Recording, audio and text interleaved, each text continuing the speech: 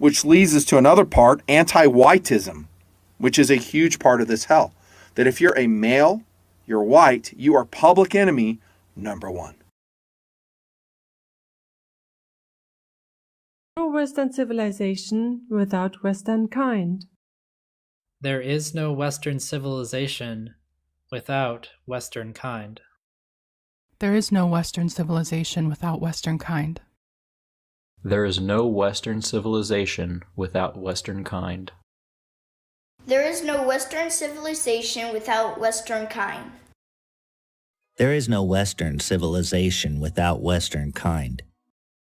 There is no Western civilization without Western kind.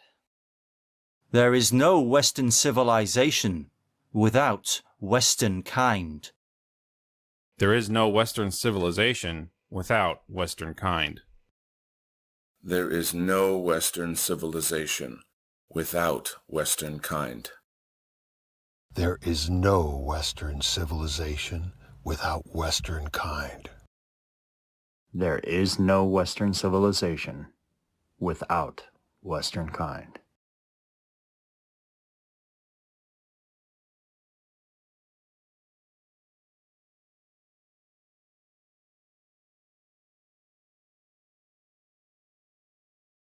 Positivity.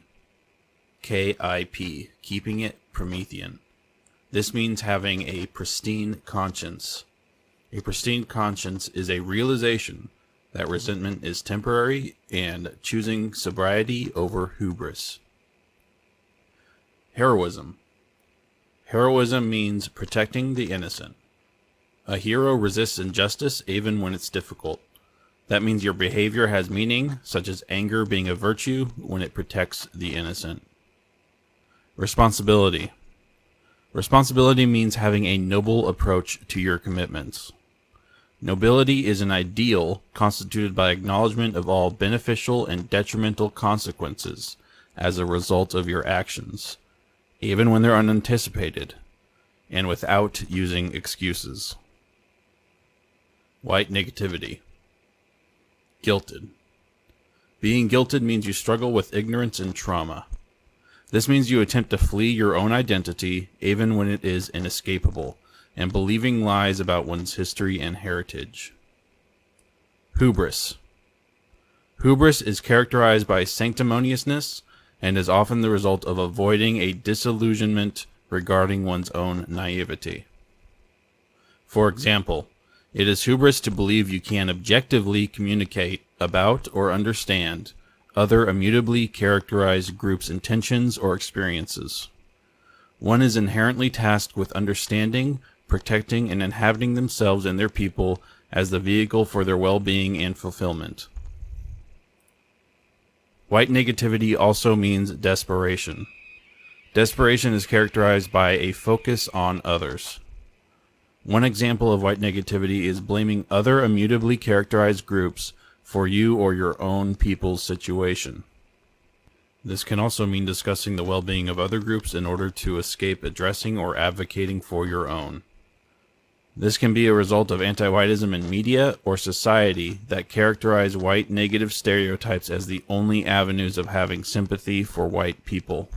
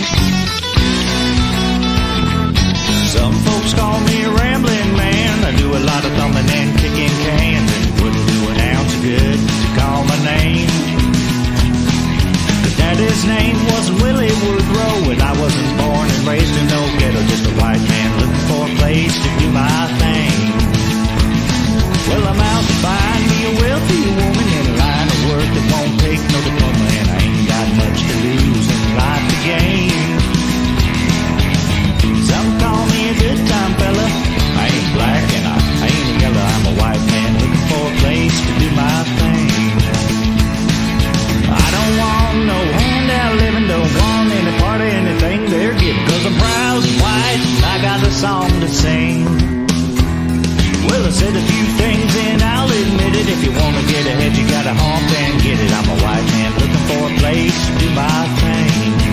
Now hump and get it.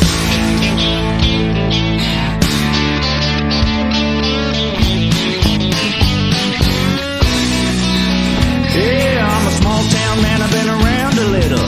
I like guitars and I like a fiddle, and that's kinda soul it takes to fan my flame. I'm a blue-eyed Billy, kinda rough and ruddy. I have to work to be somebody. I'm a white man looking for a place to do my thing. I don't want no handout living, don't want any part of anything they're giving, 'cause I'm proud and white and I got a song to sing. Well, I said a few things and I'll admit it. If you wanna get ahead, you gotta hump and get it. I'm a white man looking for a place to do my thing. I'm a West man looking for a place to do my thing.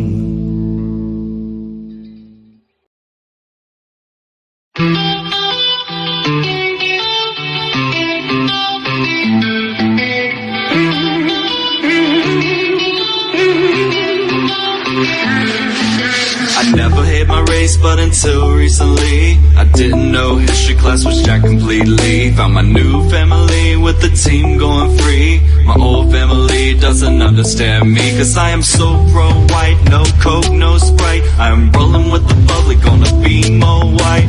I saw them twist history right before my very eyes. Insurrection Day, it's in the book and it's all lies. But now I am alive and well to tell it. But will generations down the line be able to sell it? I've always been a thinker on the search for both sides, but they label me an outcast and they cannot tell me why. Guess I'm just a black sheep, white boy who doesn't hesitate to make a lot of fucking noise. I'm the black sheep, white boy, and I wouldn't change a thing if I ever had the choice. 'Cause the red's the color I bleed. Yes, we all do bleed red. I have to protect my family. Why does affirmative action make them not hire me? Even in the countries where I'm the minority. Is my race just that awesome and no other could compete? Is that what the anti-whites are trying to tell me? Why am I always seen as such a threat? To the point they want to strip me down till there's nothing left. Old friends from high school, man, I haven't kept one. But I got a new crew and it's where I belong. 'Cause if you ain't going free, you ain't rolling with me. And there are even anti-whites in my own family. But I am the one who's comfortable with myself. I try to save them from the hate so wildly raising hell. 'Cause I'm the black sheep, white boy who doesn't hesitate to make a lot of fucking noise. I'm the black sheep, white boy, and I wouldn't change a thing if I ever had the choice. 'Cause the red's the color I bleed. Yes, we all do bleed red. I have to protect my family. I heard that Scotland is too white, is Nigeria too black? Don't get your panties in a bunch, 'cause I have the right to ask. See, I'm the black sheep, 'cause I call it hypocrisy. And the media will give you emotions, but they will not give you honesty. Yeah, you have your feelings, but I have the crime rate. And I'ma shoot to kill if there's a danger my way. So I do not blame the cops, just the ones who are cowards, who hesitate to pull the trigger unless it is one of ours. 'Cause he's a black sheep, white boy who doesn't hesitate to make a lot of fucking noise. I'm the black sheep, white boy, and I wouldn't change a thing if I ever had the choice. 'Cause the red's the color I bleed. Yes, we all do bleed red. I have to protect my family. So I put my people to death.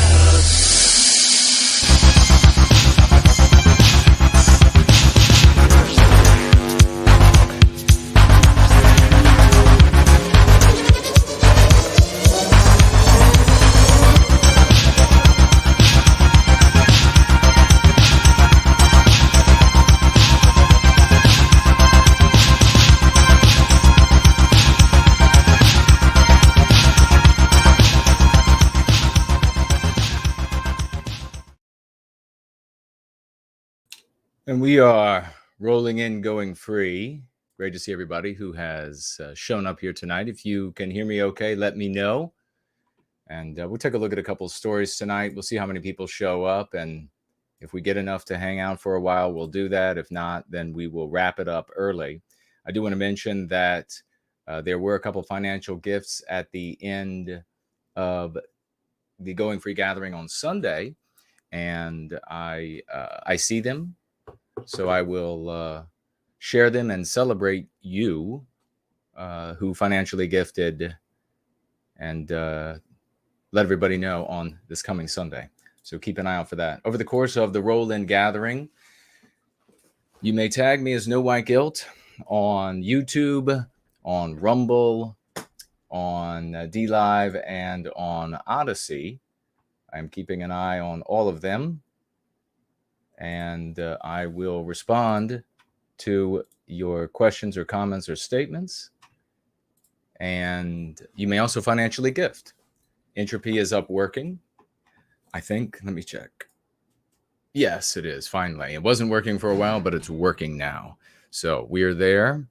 You may financially gift on Entropy. You may financially gift on Subscribe Star. I will even be keeping an eye there. On Cash App. The URLs for all of these that I'm naming are in the description below. You may also even go over to nowhiteguilt.org financial gift tab.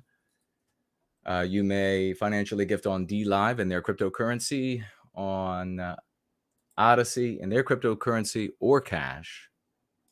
And so I'll be keeping my eye out for those. Everybody who financially gifts will have their comment or question read, and you will be given preferential treatment, as you should. How's everybody doing on this Thursday?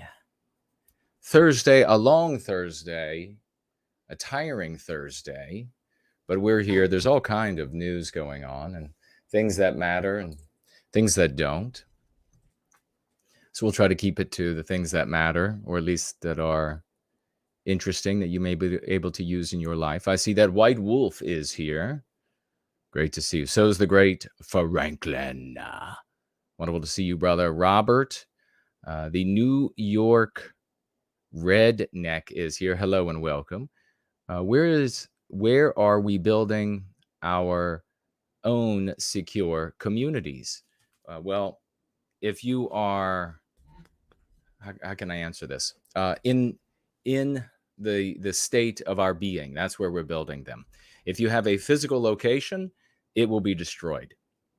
So all white people should, thank you for the question. It's a great question. All white people should be prepared moving forward, really to be nomadic. And initially it's going to be like dwellings, domiciles for maybe even as short as 5 years, but probably around 10 years. There will, of course, continue to be some scenarios where people move in and that's their forever house.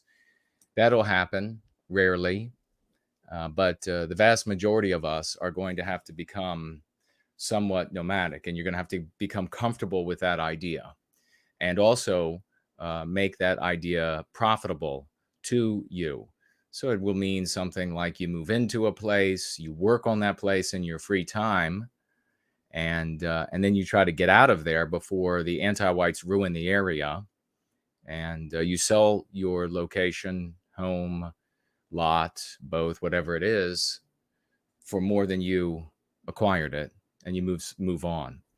The idea that what we've done really for millennia, we go someplace, we set roots, we build Western civilization. We're not going to have that luxury anymore. And certainly as we move forward. Now, we can have safe communities where we move and build. We also want communities to just sort of spring out of the neighborhoods that already exist, where people who discover that, wow, so many of my neighbors are also using the lexicon, using the dialectics.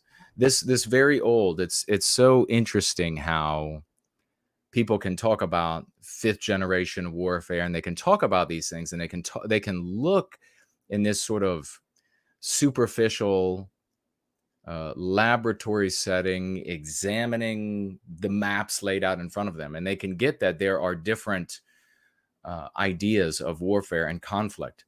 But so few actually have the IQ power to understand that the actual shift itself, and to be able to operate within that new battlefield, the battlefield of the mind today. We're the warfare that is used against us, the final warfare, the final frontier is a psychological warfare.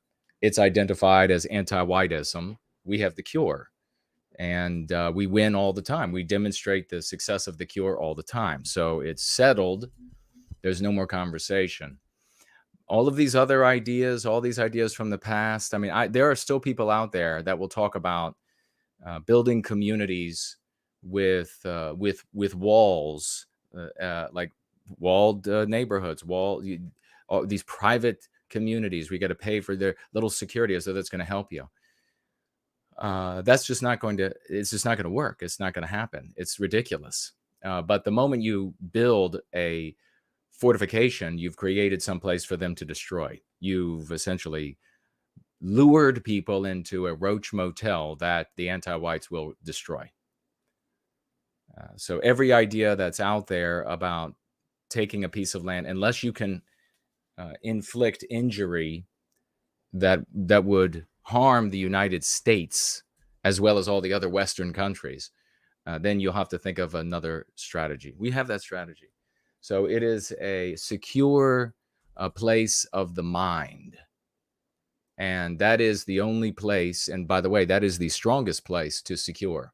I had somebody, I deleted their comments, some nasty POS on a thread yesterday, was insulting one of our community members on one of the threads, and saying that words do nothing. And I know for certain that POS in the very next breath would be telling me, because I've had that type of piece of shit in front of me, would be telling me that the way that we've been, the way that we're manipulated is with words. They'll start talking about the Frankfurt School, and they're still talking about all this garbage. And yet you can't resist with words. And this piece of shit was saying that to one of our great champions, you're just a coward because you're not going to get out there and fight. What is that piece of shit doing? Exactly, no fighting whatsoever. Who do we have here? Marlux is here. Jay Bishop, Cindy Ben, Walker Humphrey, Kin Folk, Myra, Antonin Sun, is that right? Loki Lunda, great to see you. Machiavelli sucks. That's a good question. How do the Amish keep others out? Because we, white people, white norms, expectations, etc., are still enough in place, are still enough instantiated, concretized in society that they are left alone. Do you think that you would be given that same sort of privilege to be left alone by an anti-white world? And do you think the Amish are going to continue to be left alone as our norms and expectations for behavior are increasingly white erased? No. I'll give you a hint. I'll give you a tip for the answer. No, they're not going to be left alone.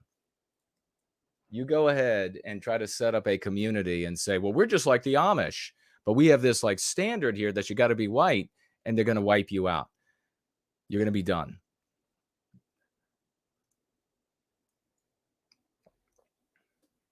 Same thing. Robert's asking, what about the Mormons? First of all, the Mormons are increasingly multiracial. Same exact thing with their communities. These types of things, Indian reservations, these types of things only exist where white norms and mores exist, where we say that you can do in your backyard and we can do in our backyard. Anti-whites don't operate by those mores. The moment that they get around to turning their attention on the Amish or a Mormon community in the middle of Utah, do you think that they're going to say, well, we'll just allow them to do their own thing? Because that would be extraordinarily foolish to conclude that. Really would.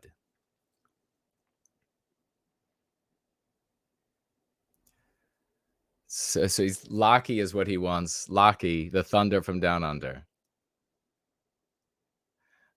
Mestizo Carve said he hears that TikTok really hates the Amish. Yeah, well, and TikTok is radically anti-white. They kicked me off of there, I think 3 times, and I didn't do anything to come anywhere close to their terms of service. It's just like, you care about white people openly and you make prescient points that undermine anti-white ideology. You embarrass anti-whites who come to insult you on your TikTok channel, and you're gone. So that's what they did. The third time was an anti-white white woman showed up, and she went crazy on my thread, and I very calmly made her look stupid without slandering her. I'm very cognizant of all the types of things that you could say, even all the way down to calling somebody a cretin. That's also a violation of terms of service. And yet they were like, you will not make fun of her. You will not make this anti-white white woman look bad.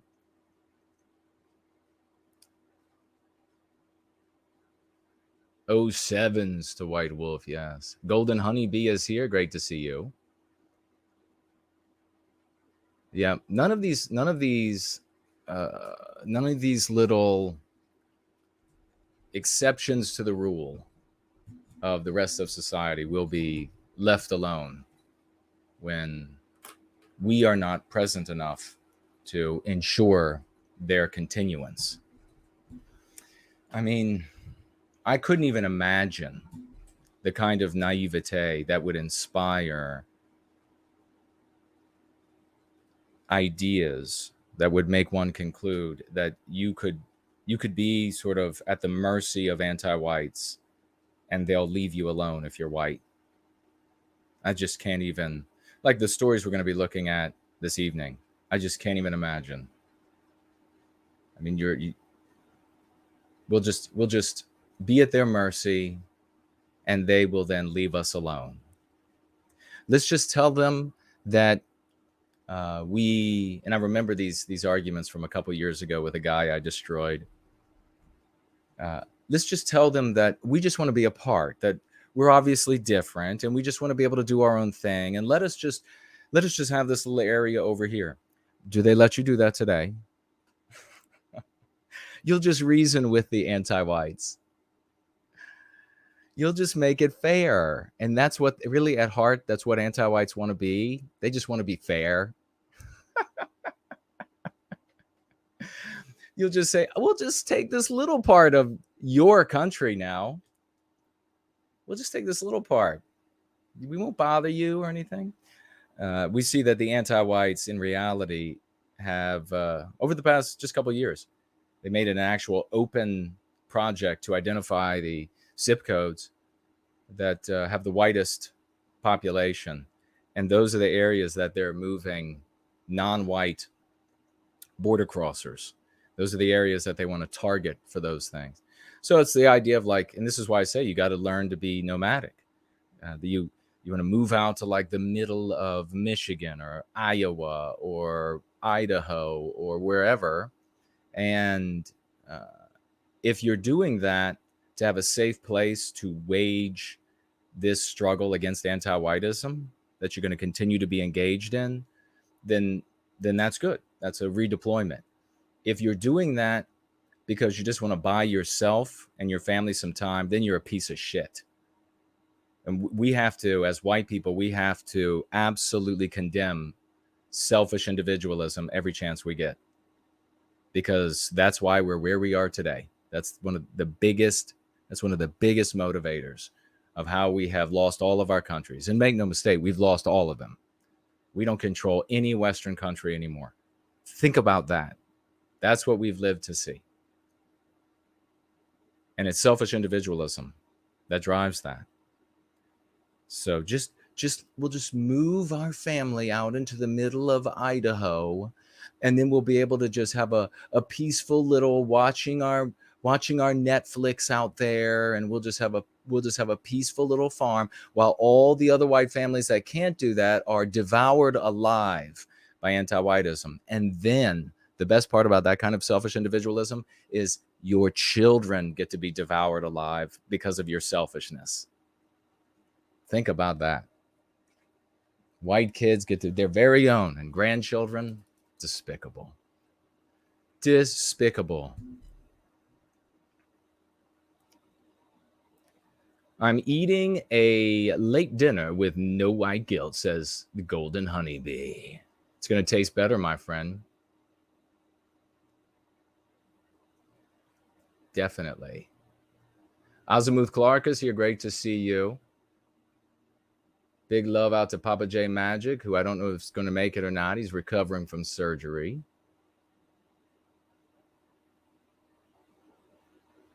No, they're not going to live. Matt is here. Jimmy is here.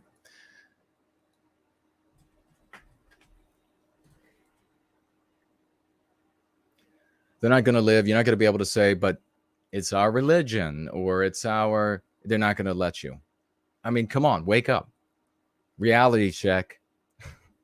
Stop operating under the delusion that white mores hold sway. JK160 is here. Great to see you. Based White is with us. Wonderful to see you.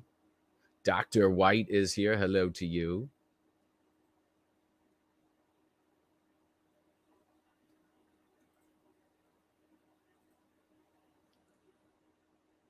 Blast Beat.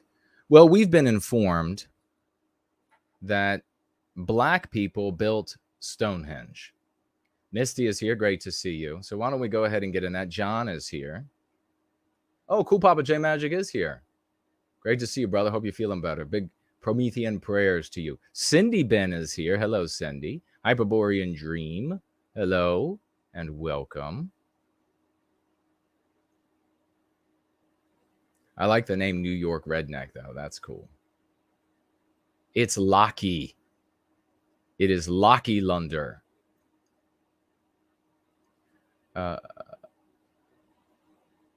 TG Epidemic is here. Welcome. Let all your friends know. June is here. Hello, June, and how are you doing?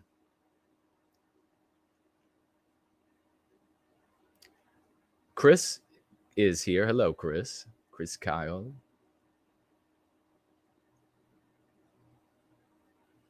Myra Page from Loving Life TV with Scott Balson. And I was with Scott a couple of weeks back now. We had a wonderful conversation. You should check it out. Archangel's here. Great to see you. The Mormon Church also now supports alternative sexual preferences. Really? I remember back when I was checking out all different denominations and Mormonism, Catholicism, and the Mormons they were telling me about some of the older Mormons. Promethean Kitchen is here. They were telling me, about how they had in the past this notion. Now, I don't even know if this is, I didn't read this in the Book of Mormon. I did read a lot of the Book of Mormon when I was investigating that church. But I was told that there was this notion that if you were non-white and you practiced the religion, that when you died, you became white.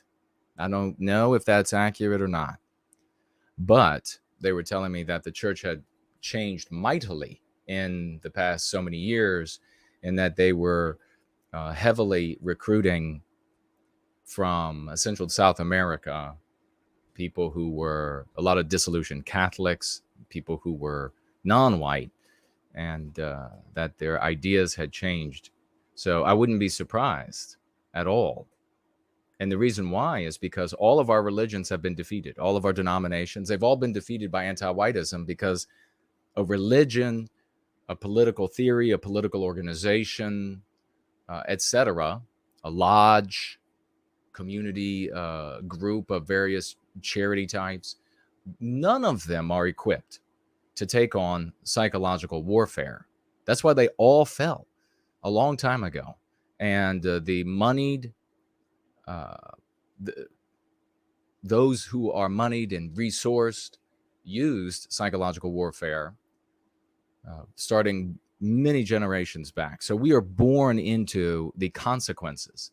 And all of that has become, the psychological warfare has been taken to its zenith, and by the United States, by the United Kingdom, taken to its zenith. And that's what we have to deal with. That's why your whole life has been nothing but watching us lose. And it doesn't matter where you turn to. Politics, this political group or that new political group, or this religion or that religion, they've all been defeated. Anti-whiteism is everywhere. And so that's why you need the remedy to the psychological warfare, which is the Go Free method. Kept very basic so that it could be received and used by the largest number of people across Western civilization, which it has to be in order for it to work. And yet there are other parts of it that are a bit more arcane. We'll see if we ever get there, if we're ever able to get there. Marluxa 88, hello. Cassie is here, hello to you. I can't watch now, but I always watch the replay at work, says Based White. Awesome, brother. Well, we'll be thinking about you. A white female TikToker received a bunch of hate for buying dairy products from the Amish. Oh my God. Of course. Says a Mestizo Carve. And great to see you, brother. Triple S is here. So we laugh, but at a headline like this. But we really shouldn't. I mean, you could, laugh for a moment and then turn around and think about this, the consequences. White kids are going to grow up believing, like you think it's funny. I think it's funny. Like, it's ridiculous. It's absurd, right? Black people built Stonehenge. It's totally absurd. It eventually will be a rule on YouTube that if you object to this, your channel will be gone. New book lies to kids. Falsely claims Stonehenge was built when Britain was a black country. What did I say? I've been saying since I was 11, 12, 13 years of age, when I started all this, that eventually they'll be saying, and I told you all about, I built this argument out more when I was in when I was in high school, but that they'll take the current cities, and I use London as an example, and they'll say once they are predominantly non-white or just non-white, and there's a smattering of white people, and they'll begin saying that non-white people built this. This was done by another people. And not even just as a consequence of anti-whiteism, but in our case, it is a consequence of anti-whiteism. But it's the thing that you see happen throughout history. And there's no use in also trying to re-educate people. There's no historical revisionism here. You just have to take these opportunities as a catalyst to reach folks with the lexical and dialectical power of the Go Free method. We need your help. Okay, that's part of a plea from this webzine. It's quite puzzling why there's such fervor among blacks to appropriate historical narratives. Is it puzzling? Really? This obviously is written by a conservative. It's puzzle. We find it puzzling that they would try to co-opt our. Why? Because there's nothing between your ears. That's why. This phenomenon occurs frequently, with many blacks laying claim to well-documented historical events, and you'll go to jail eventually for challenging them if you continue to sit around talking about how puzzled you are. You need to go free.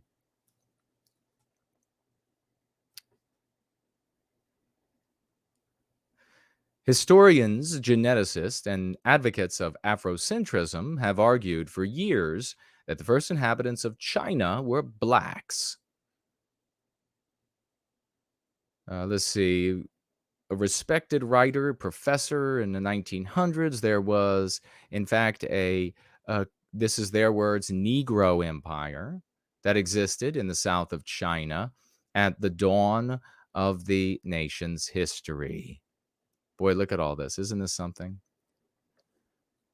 Unfortunately, this has led. So this is what? This is white erasure of our history. And a people needs its history to be able to climb on the shoulders of its greats. So the Peterson idea that the white race shouldn't take credit, that white individuals should not take credit for the achievements of our people is 100% abject poison. Abject poison. He only argues this for white people, by the way. He doesn't say that, Asians should never take credit for the achievements of their peoples or Hispanics, etc. Only white people, the Jews. He definitely wouldn't do it for Jews, since I think the people over there writing his checks are Jews. But no, it's when it comes to white people and all of these white, deracinated, self-hating, white-guilted losers that are, and that's where they are. They're in a state of being losers, and they're looking for help.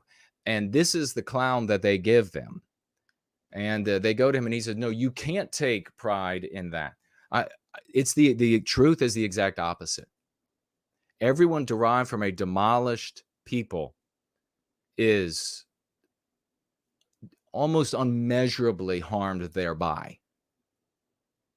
So as they take, it is, in fact, the thing that I have been able to deduce, not only by way of study, but also personal experience with so many non-white people moving, wonderful people, good people, in all seriousness, moving to the United States and having conversations with them, all the way from my little boy years all the way up, and having conversations with them. It is this great history that we have that they are most jealous of, that they're most envious of. And they've openly said to me, it's amazing, all that your people have done is so amazing. They say, it's so amazing all that they have done, and that you are this inheritor of that glory. That is something that fills you with pride, that fills you with the ability that you think you can do it, that you can go further, that you can do better. When I was in junior high school, and I realized that at that point I had pride as a Southerner and pride as an American. And then when I realized that all of Western civilization was mine, and I could derive pride from all of it, the power that I felt course through me was like supernatural. And that's what is open for everybody, every white person to be able to access. You've got to go after those anti-whiteisms, those anti-white ideas that we refer to as meme pathogens.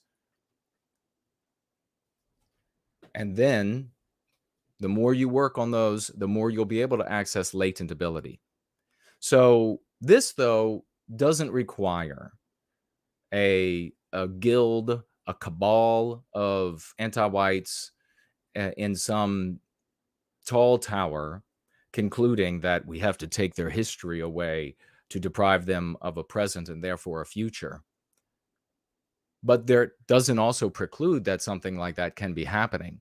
That kind of thing doesn't have to happen if you just have these human beings programmed with anti-whiteism, acting out their anti-white sentiments in their environments with the wealth they have, the power they have, the skill sets they have, the connectivity to others and organizations that they have.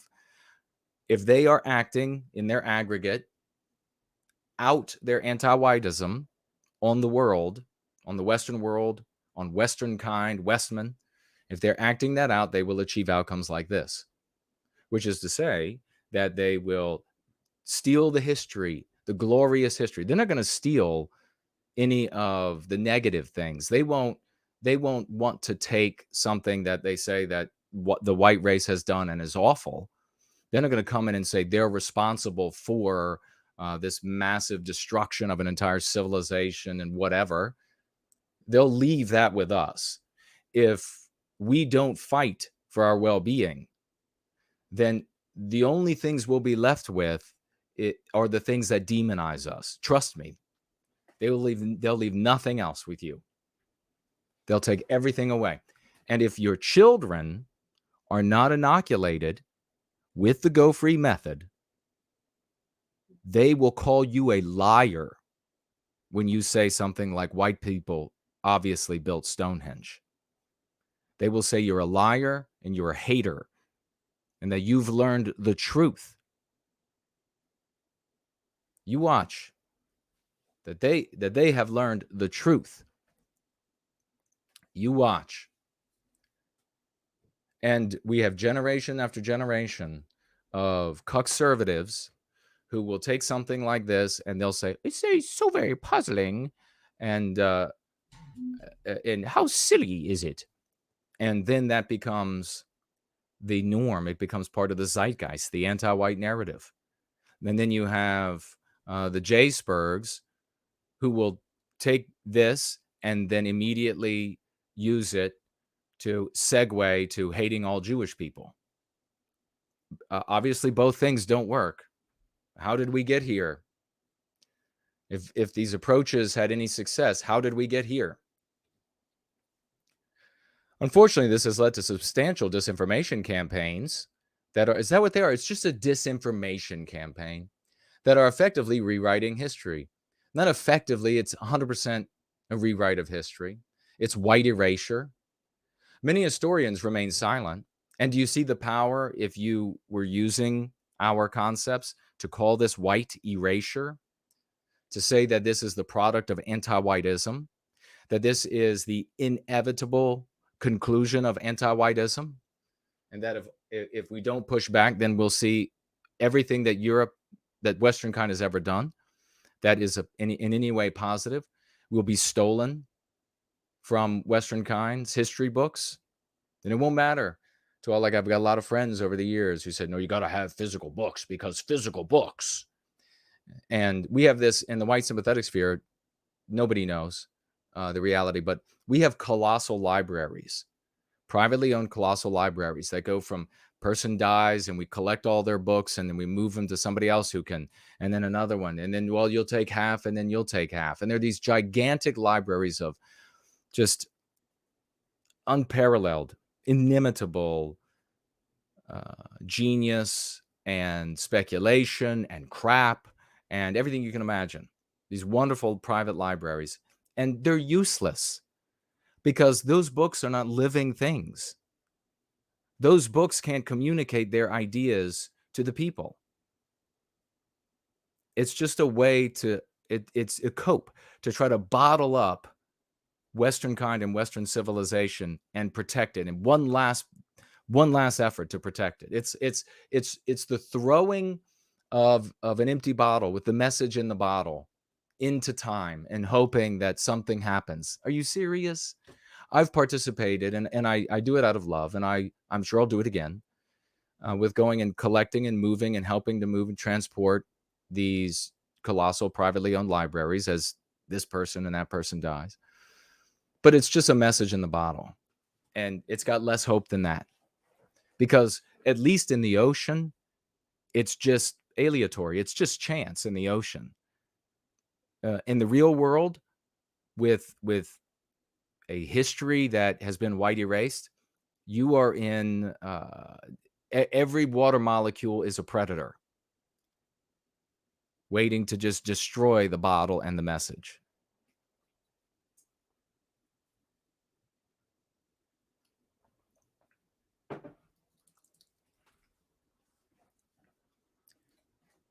So I would tell these guys, and they know, but it's still like this cope to try to just hold on to something that they've not been able to defend. And that is those ideas and that knowledge in the minds of our brothers and sisters, because that's the only place it matters. The only place it matters. And as I've said before, quite frankly, in fact, I just said this past Sunday, everything that went in the past has caused us to be here today. So there's obviously something wrong. We're not going back. Those libraries won't preserve or protect or recapture our destiny. They will be curiosities to our historians when we recapture our destiny. Then they'll go back and say, boy, look at back then. That's interesting. But they won't be looking in those books for the true history, because they'll know at that point that history, the purpose of history is to serve the present to enable a future. That's the only purpose of telling it.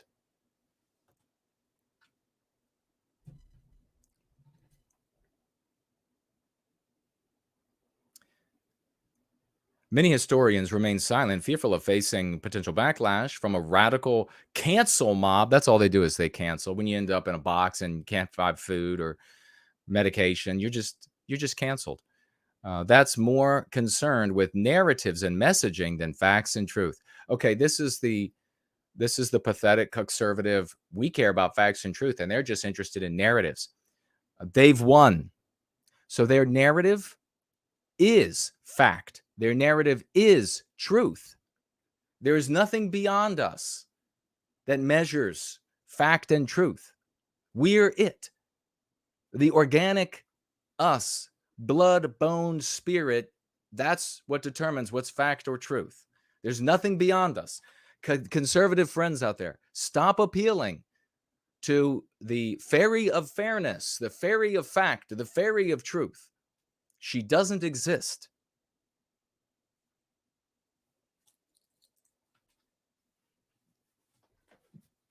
I mean, this idea that you're like you can walk away I can hold my head high as a loser because I did the right thing and I stood beside truth.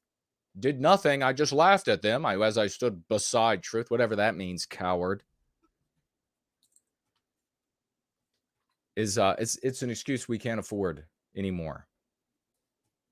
Another perfect example of this disturbing phenomenon centers around a new kids book that just came out called Brilliant Black British History, which incorrectly claims that Stonehenge was erected at a time when Britain was a black country.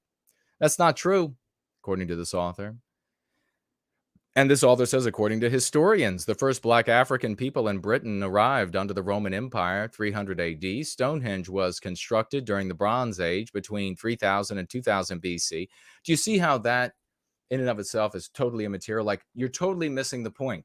They're not saying that black people were Britain, that they made Britain, and because there's all of this data and evidence. Are you fucking retarded? Retardus? They're not saying it for that reason. They're not saying, well, we did this very deep dive into history, and that's what, for fuck's sake, wake up, children. They're doing it to victimize white people. They're claiming it to victimize white people. And so then the conservative responds to, well, according to my history book, they're rewriting that history book, cuck. Well, according to that, it says that blacks didn't arrive until 300 AD with the Roman Empire. 3000 and 2000 BC. But that didn't stop the Nigerian-born author from retelling the story a totally different way. How precisely? Stonehenge, oh boy, look at this right out of the book. Stonehenge was built by black people. Oh no, this is... So the author is from this, is quoting the Daily Mail. Okay, so this is Revolver quoting the Daily Mail. A new children's history book has claimed readers of Brilliant Black British History by the Nigerian-born British author told the Neolithic monument in Wiltshire was built while Britain was a black country. The book, which is aimed at children aged 7 and above, also tells readers that, so do you see why you have to inoculate your children against anti-whiteism? And inoculating them is not you telling them that white people built Stonehenge, because they're going to be informed by way of media, educational and entertainment, but it's more powerful when it's entertainment, that you, as mom and dad, are incompetent and backwards, that you're at best mediocres, and that they are a new and brighter and better nirvanic future. So when you tell them, oh, it's built by white people, they hear a lie.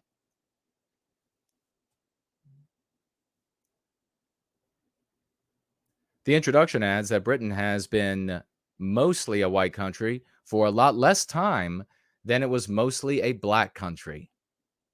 Wow. Claims that the remains of 10,000-year-old Cheddar Man belong to someone who had skin as dark as can be. What the ever? Could this be the reason why the left is toppling statues worldwide? Are they attempting to obliterate history and reshape history as though it's just something outside of us? To obliterate history and reshape to line up with their political agenda? It's an anti-white agenda. This is not like the political slogans of the next cycle. This is an anti-white agenda. And then the author of Revolver here decides to add a tweet from somebody called Jake Shields that has a totally asinine take. Why do they always do this? So you're playing dumb, or are you dumb? Why not focus on real African history? That's obviously, this person is probably better at, definitely better at fighting than thinking. Why do they always do this?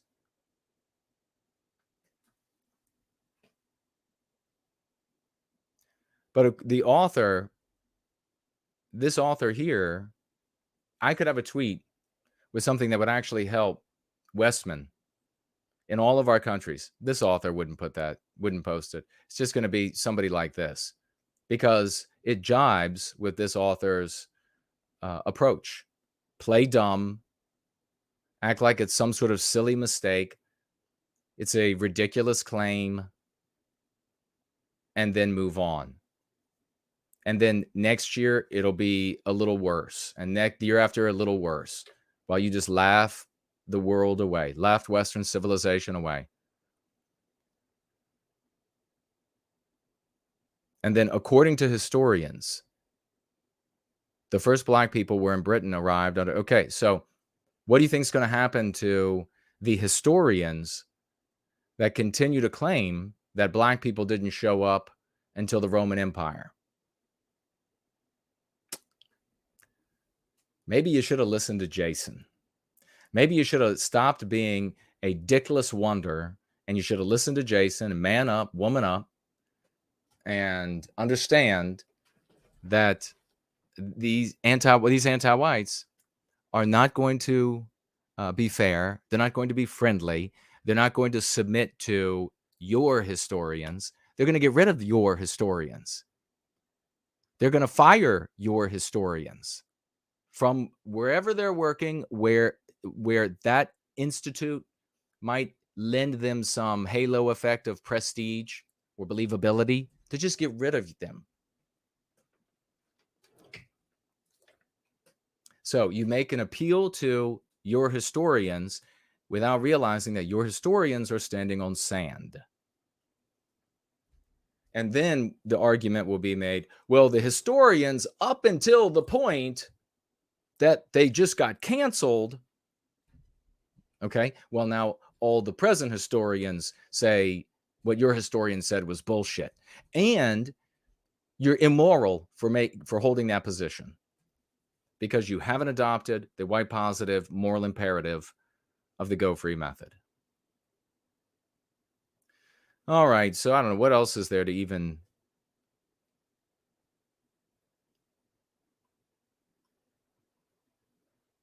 English Heritage is committed to telling the story of England in full. Black history from antiquity to the 21st century helps us to reflect on the connections between the past and present and the importance of history to our understanding of what's happening today.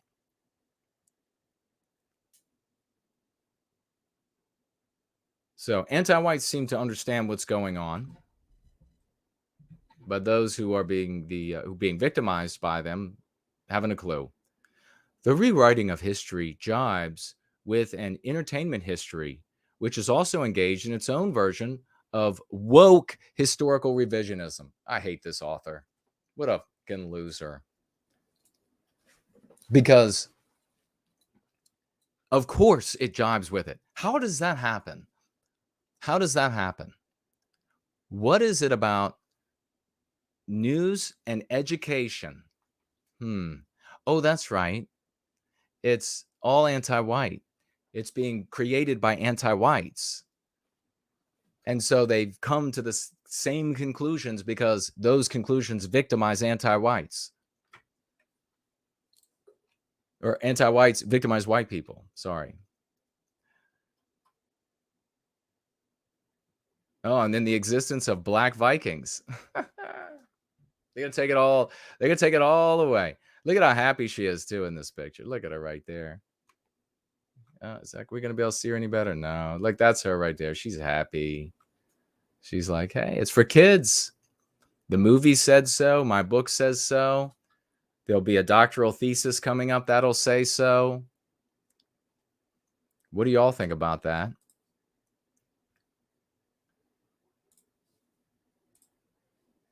First day of Illinois cashless bail. So they are anti-whites stealing our history from us every single day across the West. And teaching our history isn't enough. Teaching our history to our young isn't enough, because you have to inoculate them against anti-whiteism. So you've got to inoculate them, also educate them about our history. But if you are in an environment where they have to go out to school, they're going to be going out, they're going to be, either way, they're going to be seeing advertisements, they're going to be seeing commercials, hearing commercials. You have to inoculate them against anti-whiteism, or you haven't a hope. So they're deleting, white erasing our history, giving it to others, and they are white erasing our system of justice.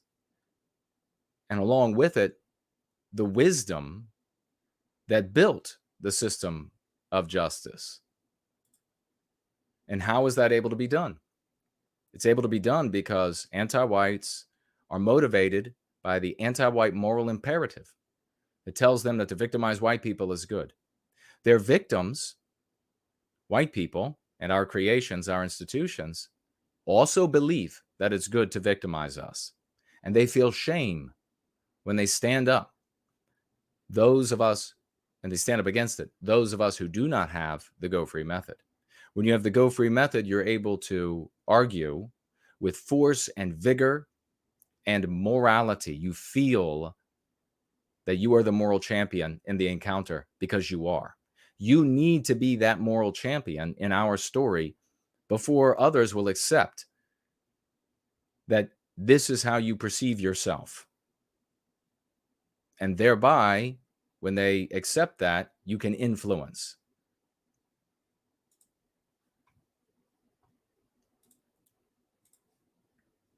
How do you think this is going to go? First day of Illinois cashless bail, system delivers absurd, incoherent results. Now, from this title at Breitbart, do you see a similarity to what the story we just read? What's the similarity? You can already see it just in the title of this article. Looks like Board Troll has financially gifted 1 lemon of cryptocurrency over there on DLive. God bless you. Thank you for that. I really appreciate it.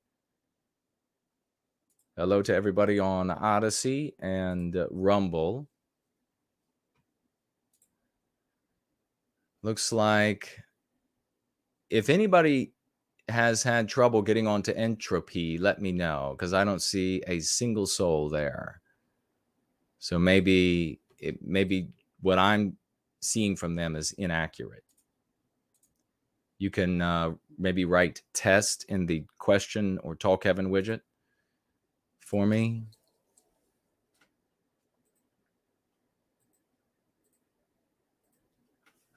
Samuski is here. Not only inoculate them, the children, but tell them that they themselves are living history, and they should remember it well. When anyone refutes them, they will have the go free method to stand on. Amen to that. Well written, brother. The great Elaine Sabatino is here. She says, Promethean hails, Jason and family. Janice is here. Hello to you. Illinois also passed a bill that allows non-citizens to become police officers. That's not shocking at all. Of course, the anti-whites would do that. I did not hear that, but of course, they've already allowed non-citizens to be in the military for a very long time.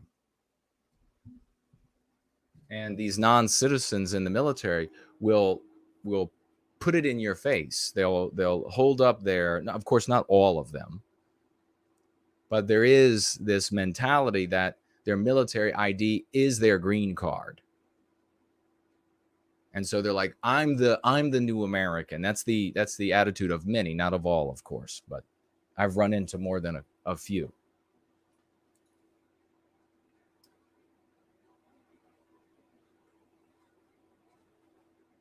Walker Humphrey says, if he is spreading an old anti-white myth, how can he hope to defeat the new one?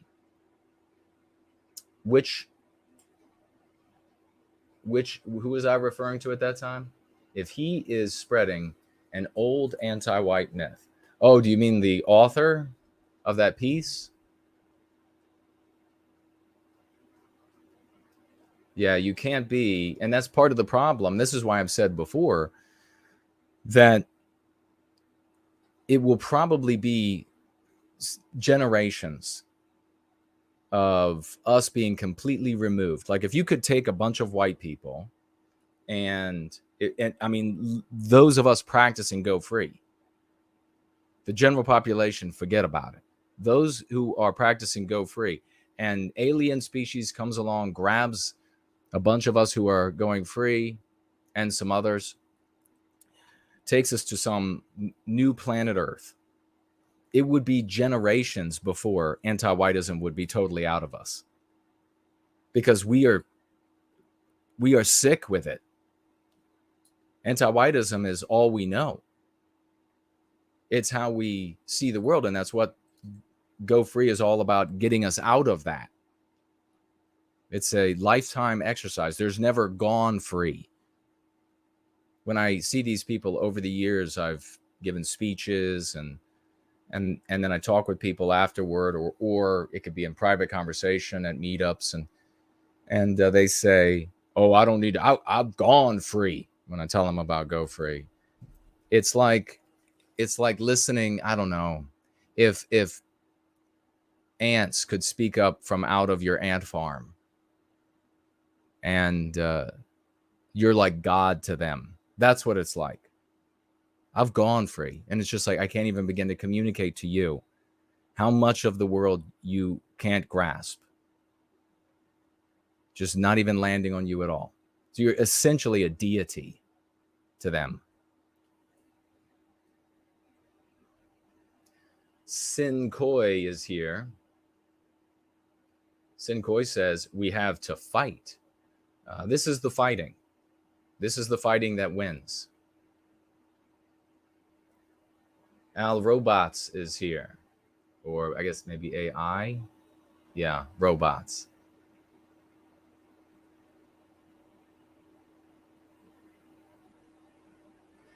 Ren asks a question. Hello to you, Ren. Is there any site that which hosts your content in case YouTube goes down like the After Party site did? Well, all of my content is backed up automatically on BitChute and Odyssey, and I of course have all of the videos as well. Where else? I don't know. but at least those two, and me personally, 3. Thank you for the question. JK160, massive salute. Got the Columbia Bugle to retweet him using white erasure. Epic, brother. That is so awesome. Well done. Let's get out some swashbuckling flags for JK160. Swash, man. Big swash. Columbia Bugle to retweet white erasure. Well done. Finger Fretter is here. And that's what we do. That's what we do. We treat ourselves for these thought disease meme pathogens, and we reach out to our friends, family, and strangers. We promulgate the lexical dialectical power to bigger entities than ourselves because we're heavily censored, and knew that would be the case. We knew, I mean, there was only this little block of time on the internet that it was free and open. Before then, my whole life was us being censored. You couldn't even get a letter to the newspaper published. So we had to do, and I became kind of a master of tricking media, but we had to do all of these different things to get them to even mention us and what we're doing. So we knew that they would be censoring us, and so that's why my plan was always to get to bigger and bigger people with, and what by bigger I mean that have larger reach, larger audience, to use the concepts that free us from the bonds of anti-whiteism. That's where the West was lost.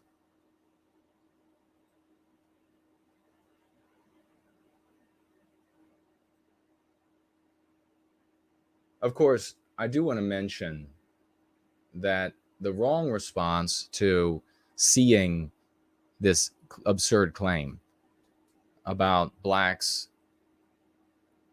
being in Britain and being there longer than white people, they were the original British and built Stonehenge. The wrong response is to be white negative and to badmouth black people. That's the absolute wrong response. Another wrong response is to badmouth Jewish people for the claim that blacks built Stonehenge. The right response is to talk about the news item as a foil in order to introduce concepts like white erasure. You're not going to, please try to understand. Just listen and do what I say. Just listen and do what I say. If you don't get it, then just listen and do what I say. You're gonna have somebody in front of you, or a couple people, and you're not going to be able to be the chief historian for them and in their lives that moment and moving forward. You're not going to be able to say, well, this is, like all the blacks have ever done or will do or could do, or you're not going to be able to be that. You're not. There is an enormous pressure for those people. First of all, your audience, they've been exposed to anti-whiteism their whole lives. So they know it's moral to take from white people and immoral to defend white people. They are going to be exposed to, I could go on for like 2 hours alone, I'm not going to do it, on just this. They're going to be exposed to the historians and the newer and newer and the better and better. And now we know historians from the anti-whites every moving day forward. They're exposed to the massive social pressure from every angle that this is the history to believe. And everyone else believes it. And if you don't, then you are the ignoramus. You will end up getting in trouble even. So you don't do that. You don't have to understand. You can see that all we do is have successes. So you don't have to figure it out. You don't have to know how it works. If it's posing a challenge for you, you just have to know that it works and then just do it. I got out my sloth mug.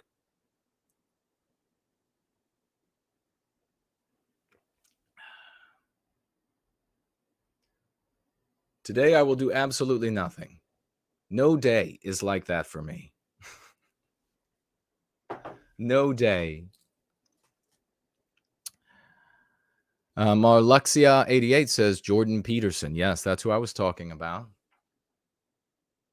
And he probably says other useful things about how to live one's life. Like, make sure your life is in order. That's like comments like your mom and dad should have told you that when you were 6, 7, 8, 9, like every year of your life. It's got to be in order or your life is going to be just a wreck. So he's kind of telling like very basic, in most cases, information, what you should have learned from mom and dad. But then he ends up saying things like, you can't take pride in your people. White people shouldn't stand together, and etc. All on and on and on, which is just pure poison.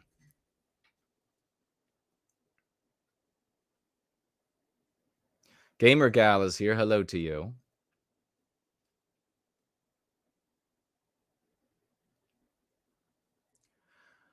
Does that mean, writes Dr. White, it's pointless to build our own Orania? Do you think that it only works in South Africa because of unstable government, or are they going to attempt to get rid of it? You're right on track.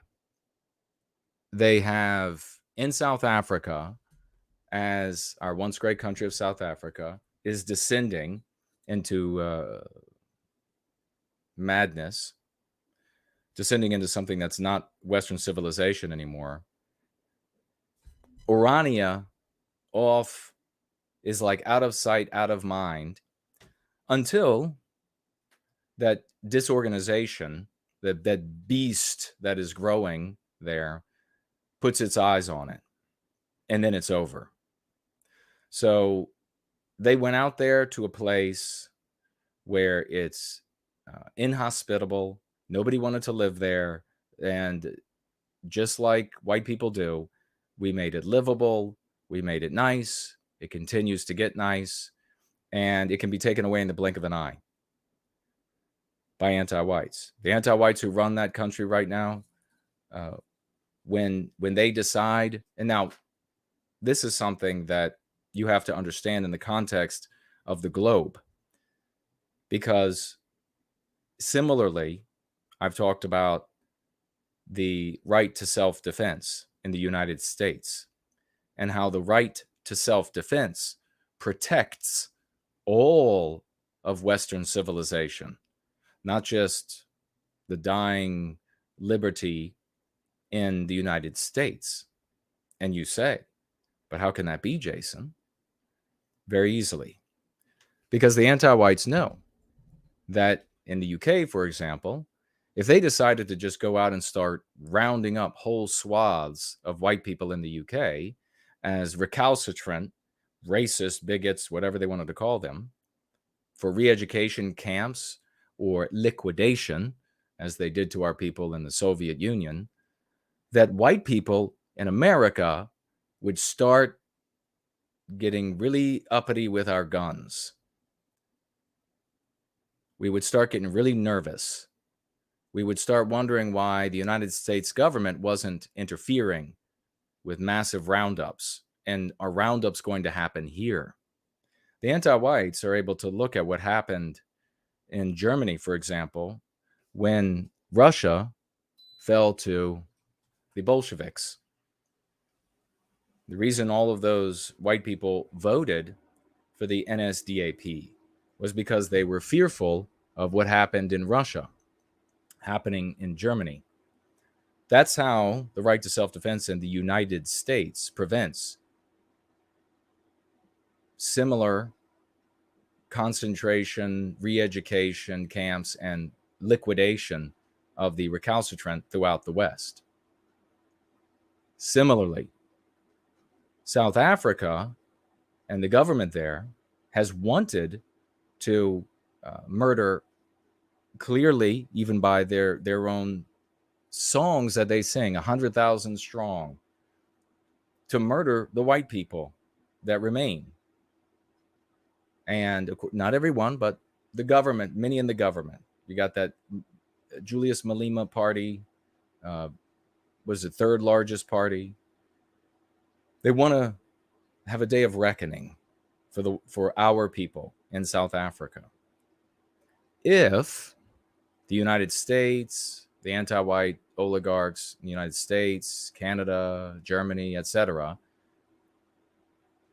were hands off and said, well, you could do whatever you want. You could go, if you want to just kill them all tomorrow, then go ahead. What would happen to the white population in the United States?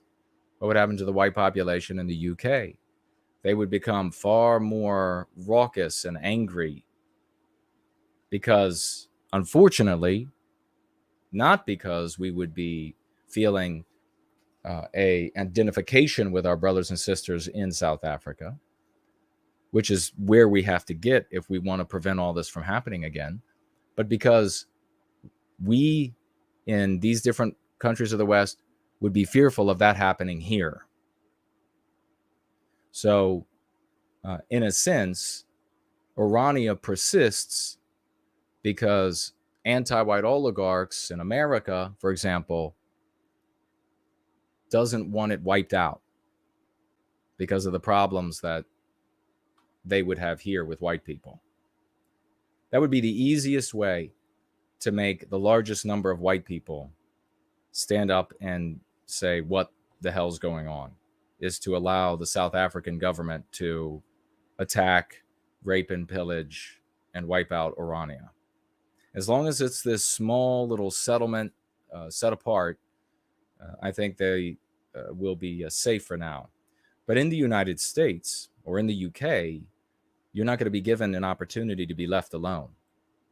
There are far too many white people in these countries yet, and that feel that they are the creators and inheritors of the country, to allow to be left alone in any significant. So maybe if you thought yourself you're going to get together with 5 other families or 10 other families somewhere and you're going to go hide, like in Idaho we were talking about, you very likely could end up being ignored. But you build anything substantial, and they will build a chicken plucking plant right upriver so that all your water is poisoned. They'll move in the next 6.5, 7 million. How many these non-white migrants have come into the United States this year? 6.5 million? I don't know, whatever. They'll come to your town and they'll build a brand new prison and a nuclear waste disposal plant. So we need to be able to pack up and move.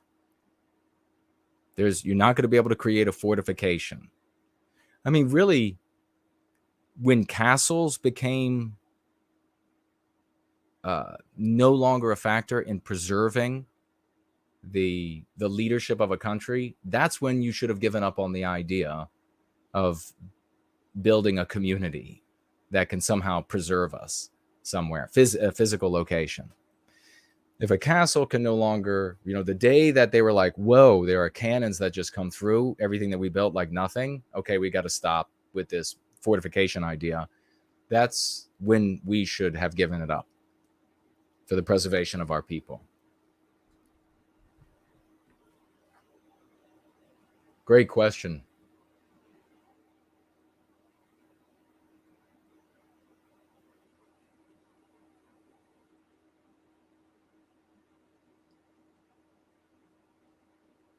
Jimmy says he's steeping tea with no white guilt. Amen.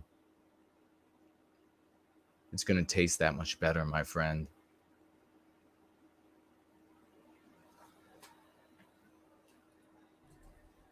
The New York redneck now asks why I don't have children.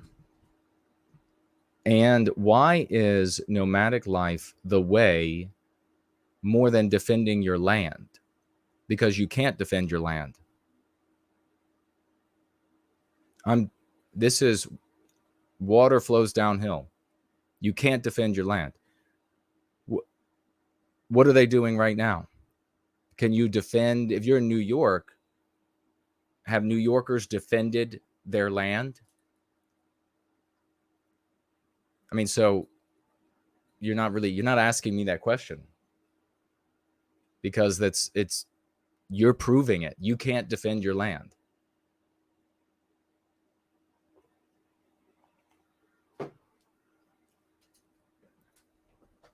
Lordy Sparker is here. Spud Ruckus is here. Spud says, I live in Idaho. I was born here, though.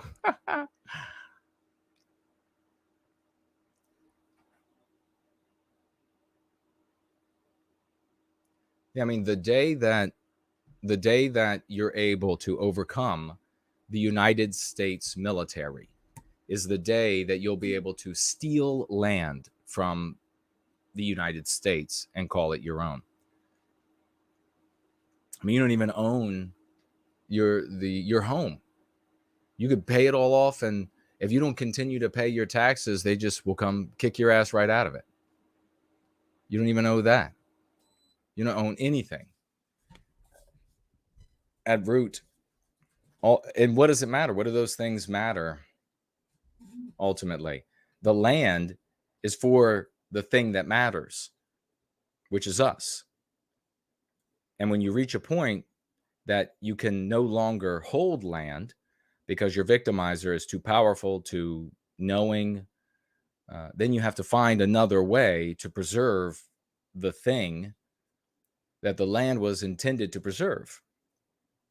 You don't go back to what you know where they can defeat you.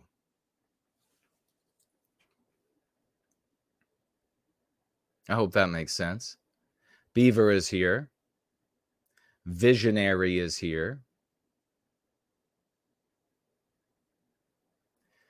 John asks, is anti-whiteism anti-nationalism a form of anti-whiteism? You mean hatred of the country in which one lives in the West? Absolutely. And the hatred of it is the white that's in it, if you will.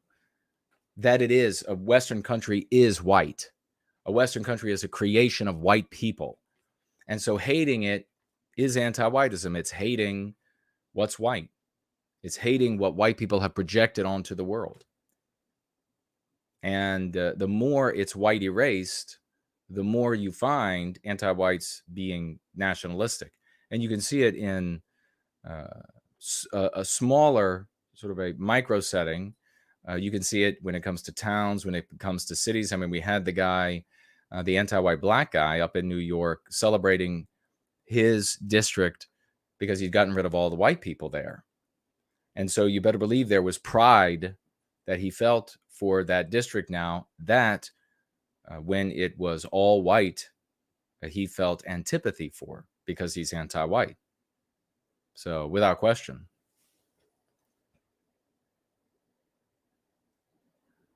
Samuski says the governor of New Mexico successfully suspended the citizen's Second Amendment right for 30 days. How should people react to that? I have my idea. What's yours? Well, what's yours, brother?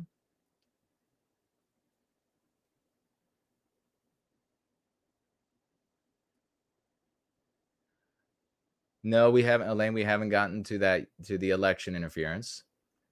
Janice says it was Illinois House Bill 3751.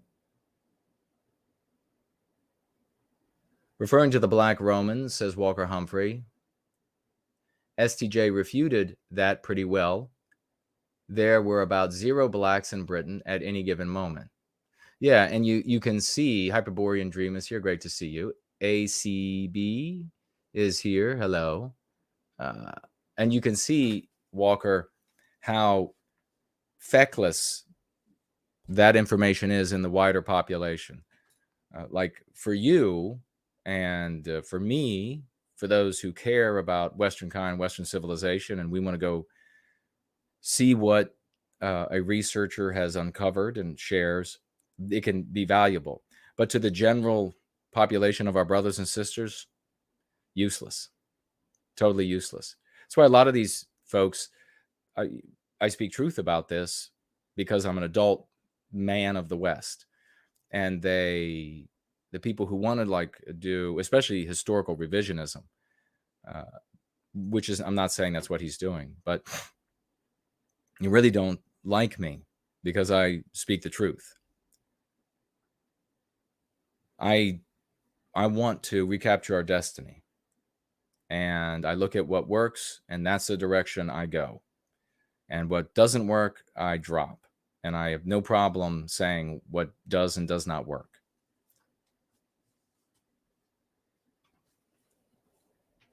Caesar is here. Make sure you tag me, Semuski. Yes, a different kind of raucous.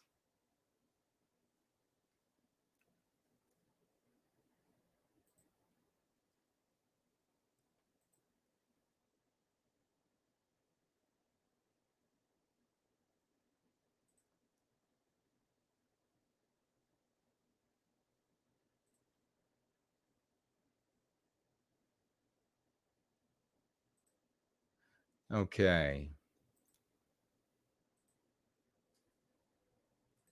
Quick look over here, and then we'll just read this quickly. All right. Haven't missed anybody. All right. We'll keep rolling.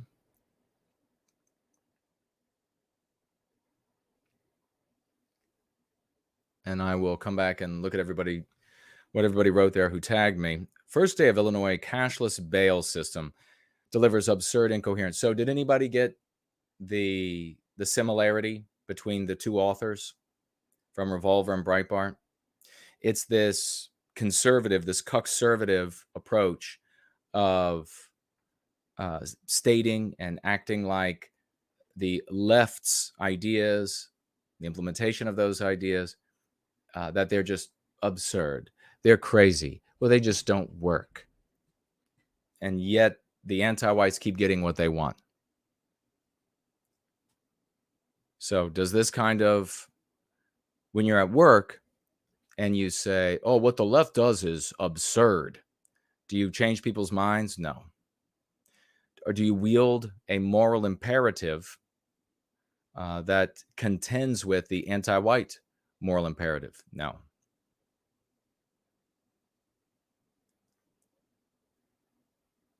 The first day of the new cashless bail system delivered absurd and incoherent results for Deep Blue Illinois. I mean, honestly, folks, you must also get tired of the conservative news where it's your whole life, it's decades of them, anti-whites have another major victory. And they're just like, well, gosh, blam it.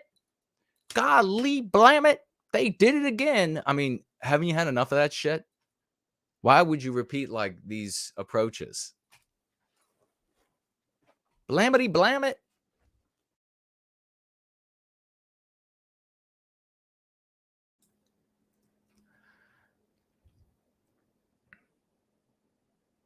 Results for Deep Blue, Illinois. As far as McHenry County State's Attorney Patrick Kennelly is concerned, Patrick Kennelly could have done some good if he would have said, this is radically anti-white. They want to white erase our justice system because white people created it. That's a fact. White people created it. Now they want to white erase it. They want to take all of what we did out of it and redefine what is justice. That's why they want to send therapists to deal with murderers and rapists and terrorists and et cetera, because that's the last thing white people would do. Most white people, when it comes to murderers and rapists and terrorists, say, kill them. That's what most white people do.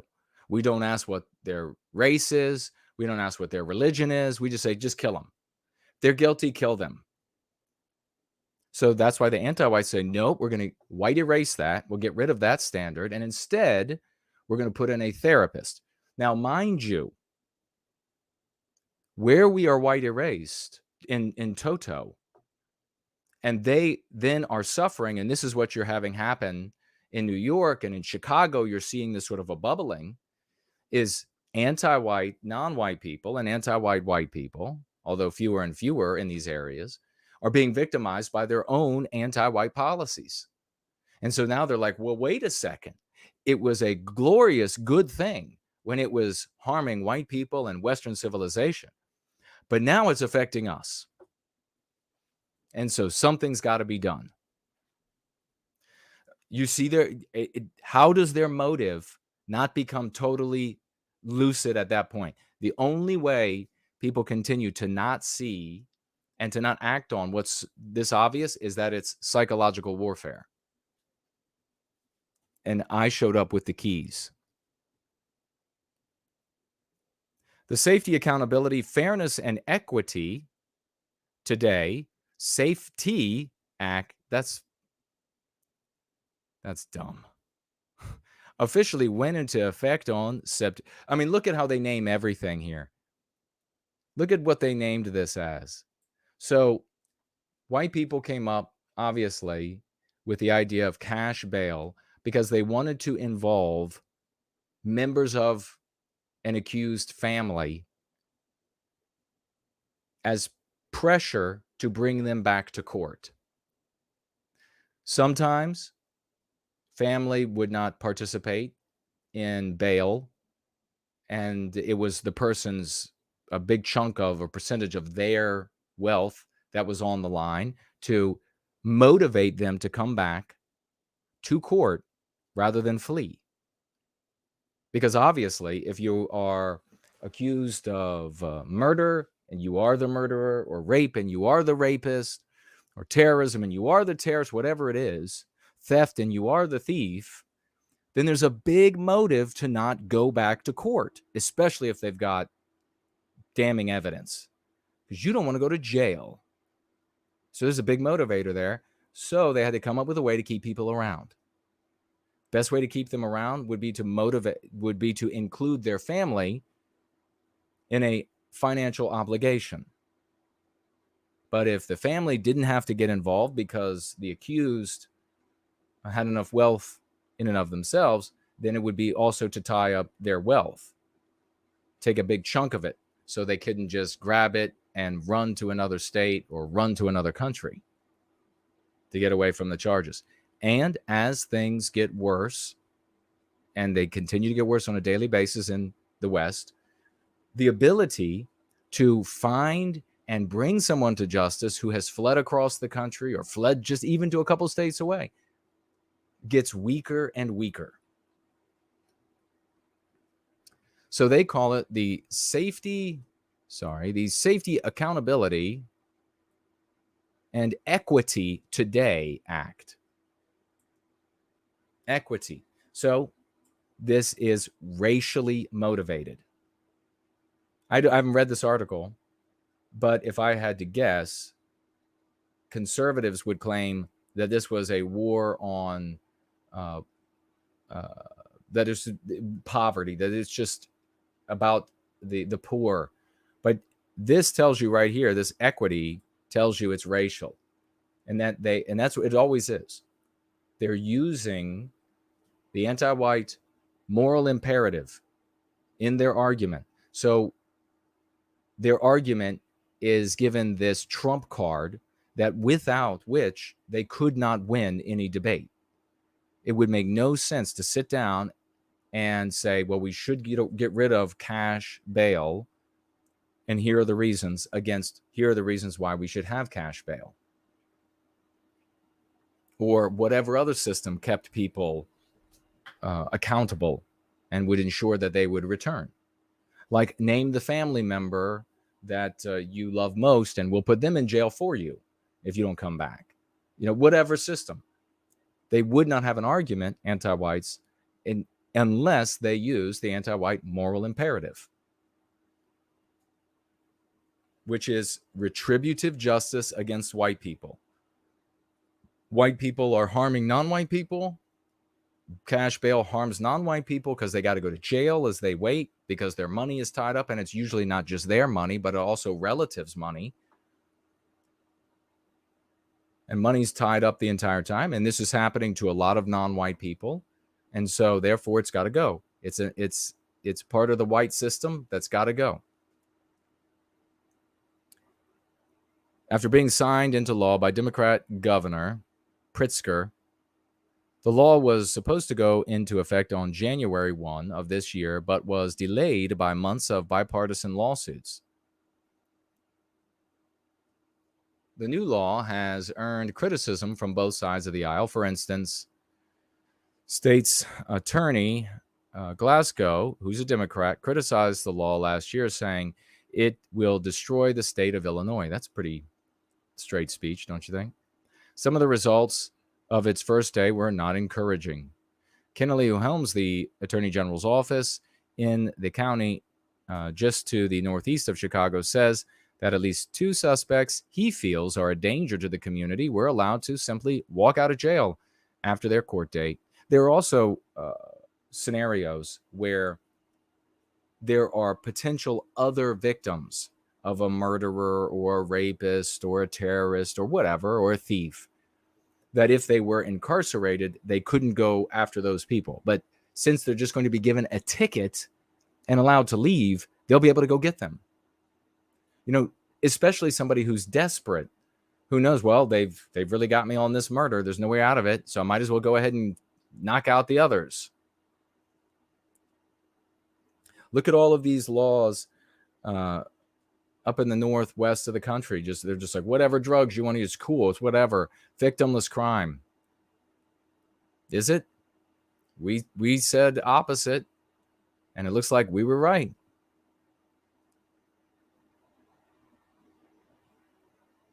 First day operating under Safety Act resulted in the absurd and incoherent results many predicted. All right. Let's see if they, and I'm going to move on to the next story.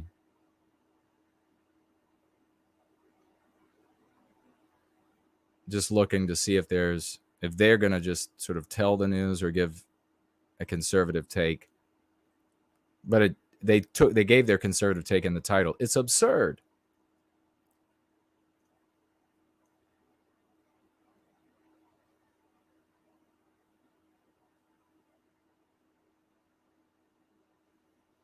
Cases like these occurred all across the land of Lincoln, and they will not be the last as this experiment in social justice rolls inevitably on. Never repeat that. I tell you, if these cuckservatives, the cuckservatives are quintessential to the success of anti-whiteism and victimizing you. If you think that you're gonna be like, irony, bro, sarcasm, bro, it's their experiment in social justice, or they probably mean that. They probably mean it when they say, well, the leftoids call it an experiment in social justice, and so I'll call it that too. Saying that ends up victimizing you and your family and other white people. It ends up burning down the civilization. It's not an experiment in social justice. Social justice. It's not an experiment. It's anti-whiteism. As anti-whiteism rolls across the state of Illinois, it's being destroyed. Illinois is being destroyed. Then you benefit the people receiving this news. The white people who object to this and the good non-white people who object to this don't benefit from calling this, it's an experiment in social justice. Like, well, golly, how long until we understand that this experiment doesn't work, Marge? When do we decide the experiment hasn't worked? You don't get to decide it, you beer-swilling, fat-headed pig. It's too fucking late for you.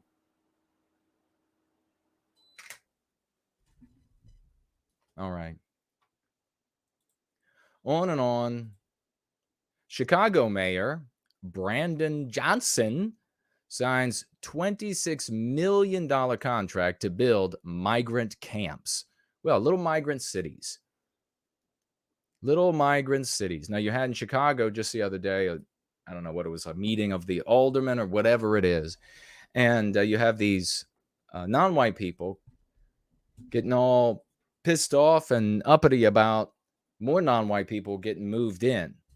They don't like things changing from the way they stole it and have changed it.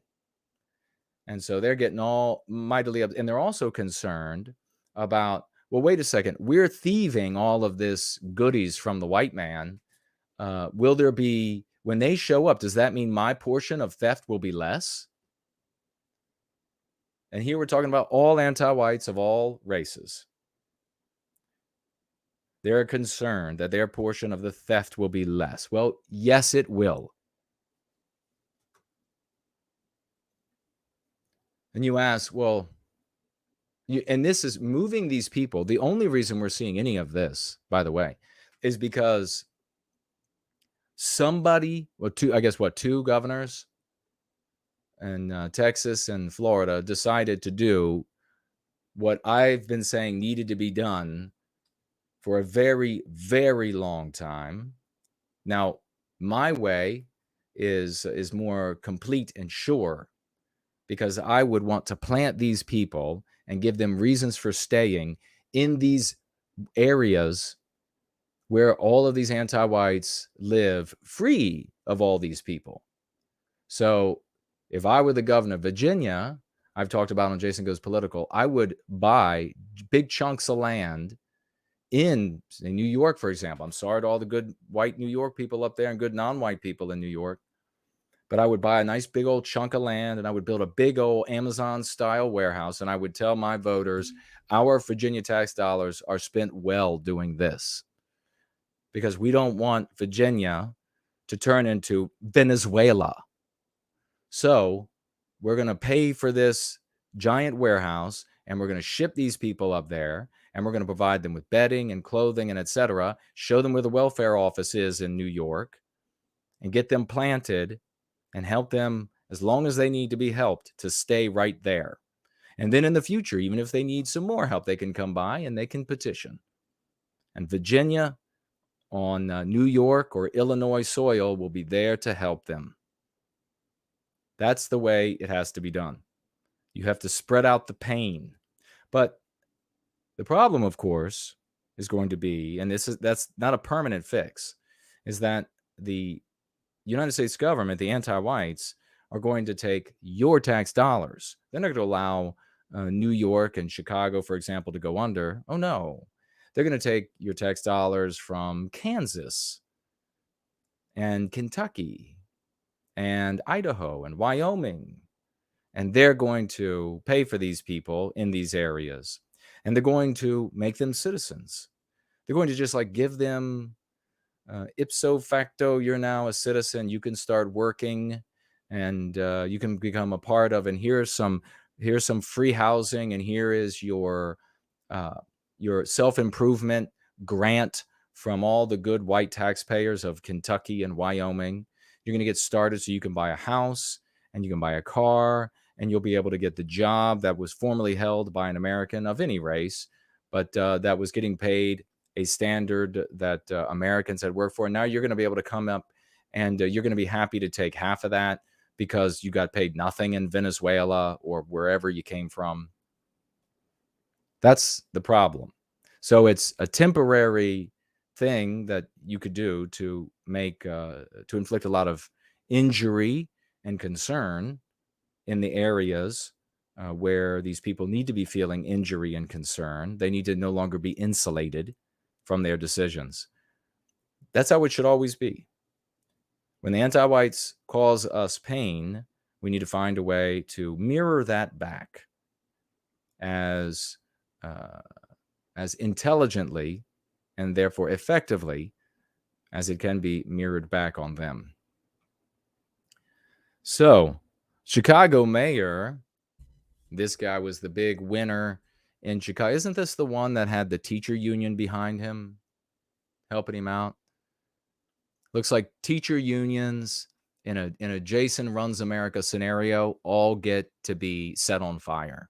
We'll talk more about those kind of things on Jason Goes Political. But my God, talk about hotbeds of anti-whiteism. The move to include 6 location zones holding between 200 and 1,400 asylum seekers, they're calling them, So you might want to call them invaders, anti-white invaders. I mean, what do you think of people who decide to invade a home invader? So it's a country invader. Maybe you call them home invaders or just border crossers, because that's what they are at bottom. Since August 22, Chicago has seen 1,100 migrants arrive in the city. The migrant surge is expected to cost taxpayers $302 million by the end of the year. Johnson announced he planned to move about 1,600 migrants currently living in police stations and at the O'Hare and Midway airports. Wow. The first of Mayor Johnson's priorities is to replace the police stations with shelters, forming a base camp. Johnson's office said in a statement, using this contract enables the city to stand up the base camps expeditiously and more quickly, move new arrivals from Chicago Police Department district stations as the weather begins to change. Oh, it was for years and years, and this already happened like 10 years ago, maybe almost now. But I said, they're going to make you take the anti-whites from other lands into your home. And then we began seeing, I don't know, maybe it wasn't as long as 10 years ago, where they started with the meme pathogens, that it was the right thing to do, that it was the moral thing to do, to take them into your home.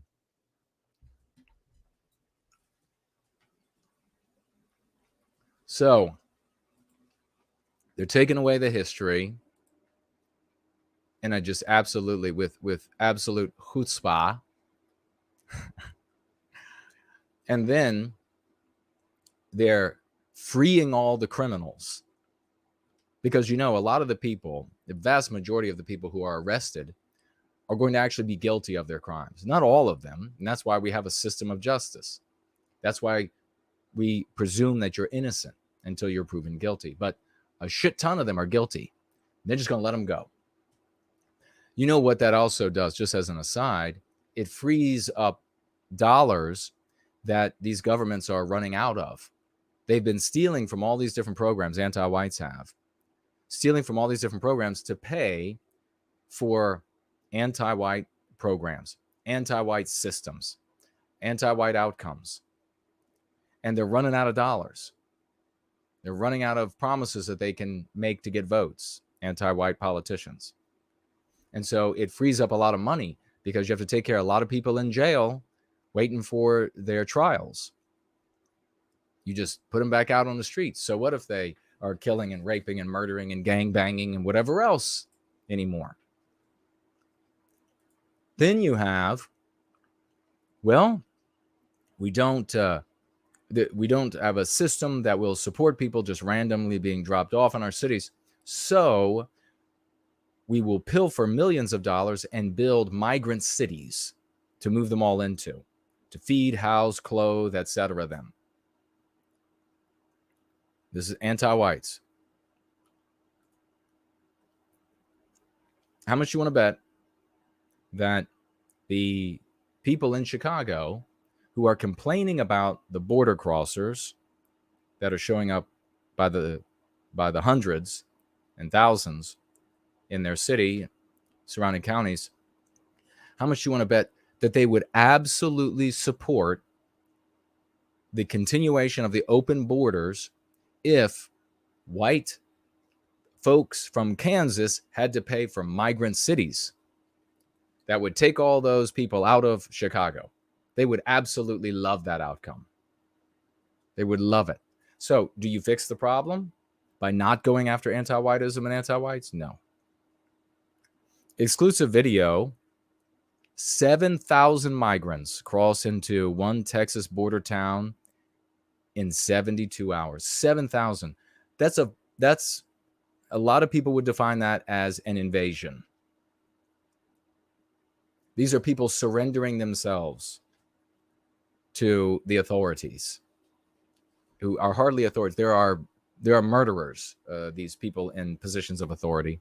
Eagle Pass, Texas, Border Control agents apprehended approximately 7,000 border crossers during the past 3 days, according to sources operating within the U.S. Customs and Border Protection. This includes the approximately 3,000 migrants crossing on Wednesday morning. My God. Let's see. Breitbart traveled to the town on Wednesday to observe this.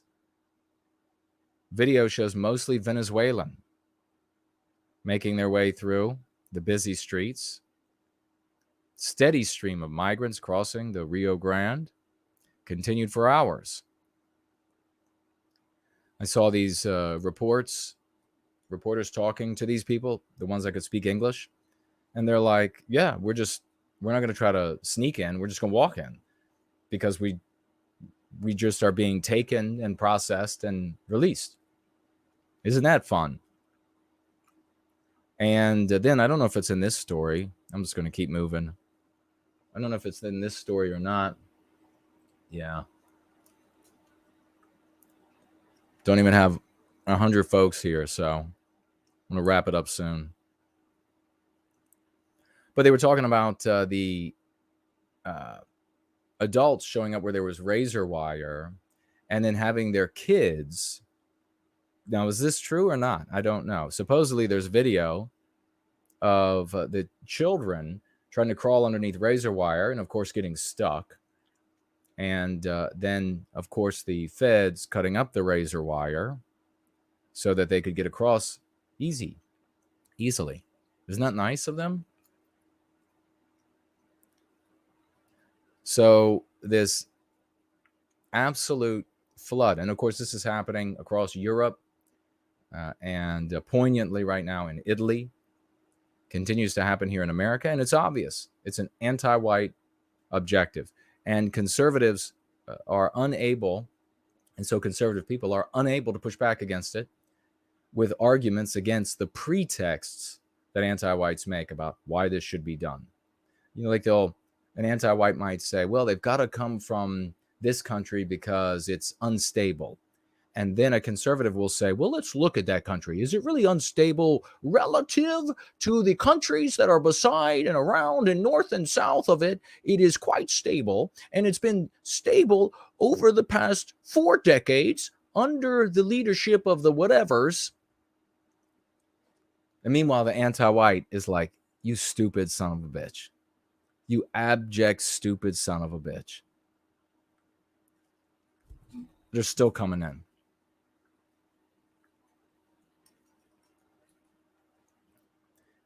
So here you have New York, the people getting bent out of shape. They said that they are outraged protesters block bus carrying migrants on Staten Island. Quote, you're not welcome. What happened to the people? Curiously enough, in New York, you can push people in front of trains, you can stab people on the subway, bludgeon people with hammers, you walk down the street, hit people in the head with hammers. You can have drive-by shootings, and the police seem to be very lackluster. No wonder why. If you are the police, you represent Western norms and establishment. You might even be white, and you're inclined to lose your job. You're likely to have your life ruined. You're likely to have your wife leave you. I mean, it's just, so no big deal. But you get in the way of this bus, of them bringing in the border crossers, and your ass gets arrested. Outraged Staten Island residents took to the street Tuesday night to physically block the arrival of an MTA bus carrying asylum seekers to a newly converted shelter, a move that Mayor Eric Adams called ugly. He was just saying New York is finished because of the border crossers. And people show up and they want to get in the way. Another big problem is that folks see what anti-whites have done in the past. Like, anti-whites could get out in front of vehicles and it worked for them. I've had so many people from the white sympathetic sphere come to me and say, well, why can't we just do what they can do? And I just want to, I don't know, imprison them. I want to send them to kindergarten. They don't Why can't you do what your victimizer is able to do? Because they're the victimizer. Because they hold the cards. Because they have an ideology that functions like a religion that enables them to inflict grievous injury on the people that they have claimed are better than themselves. They have said are better than and this is white anti-whites as well as non-white anti-whites. They feel like in our presence that they have been slighted, wronged, and they're not as bright, they're not as handsome, they're not as rich, they're not as healthy, whatever it is. These are their thoughts.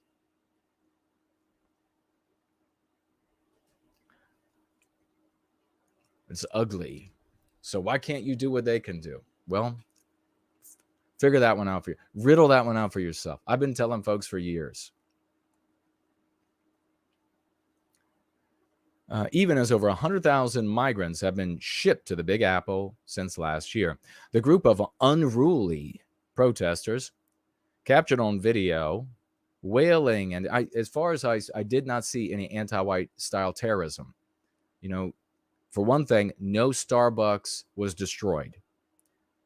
And buildings weren't on fire, halls of records weren't on fire, statues weren't pulled down. It was a bunch of like normal looking folks, like maybe working class people that got out in front of the bus.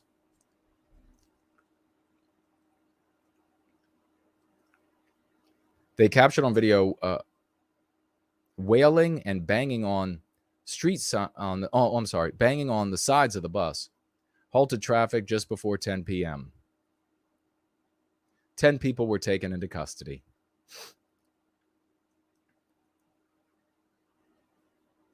Now, that will end up being the cases in the future, even with cashless bail, where if you get in the way of anti-whiteism, the state's religion, then there's no pity for you.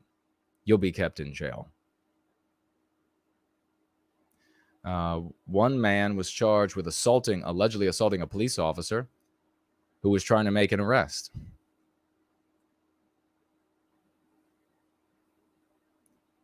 All right. And then there was a priest out there as well. You've already lost, fella. You've already lost. You could probably go to where this guy preaches and listen to him preach anti-whiteism as the word of God, giving an anti-white interpretation of the Bible as the word of God. And then he's going to be out there and he's going to object to these outcomes because it's finally come to your town. Man, that's really ugly. I agree with Adams. That's ugly.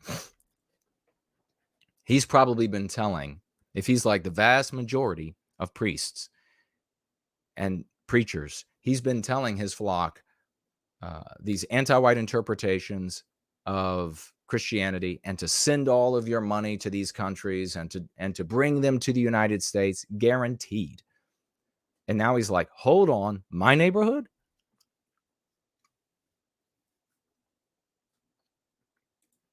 Next up,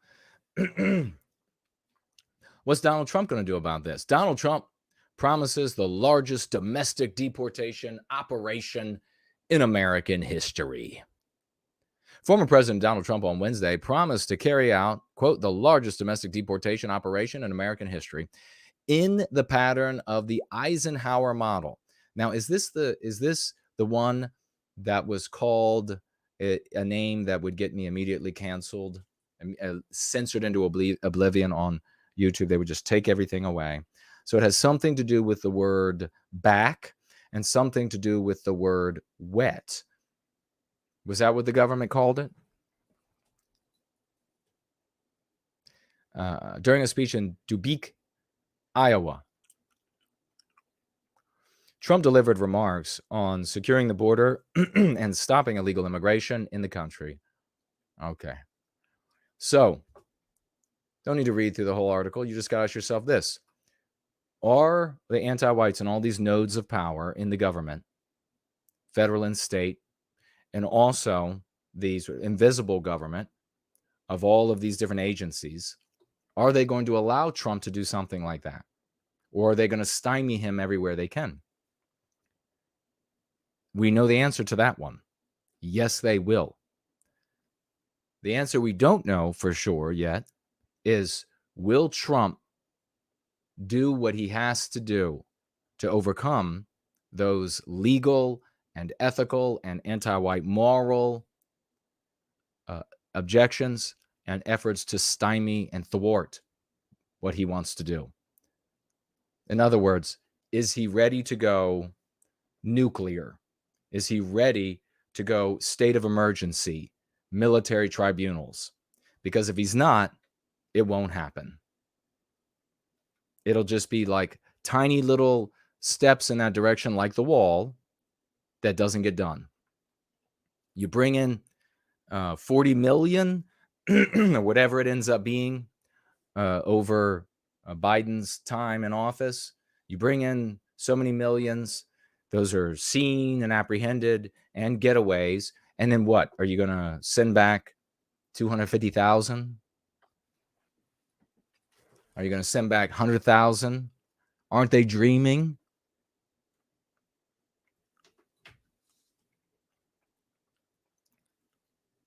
So it can't be done with politics. It can't be done with force.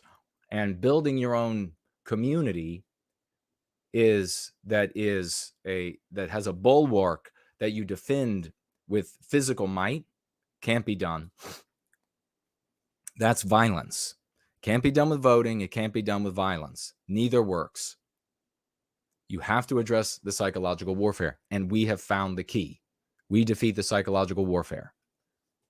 Now, all these stories I'm talking about this evening, over the past 2 hours, are tools for you to use as a foil to introduce the concepts that free our people and yourself.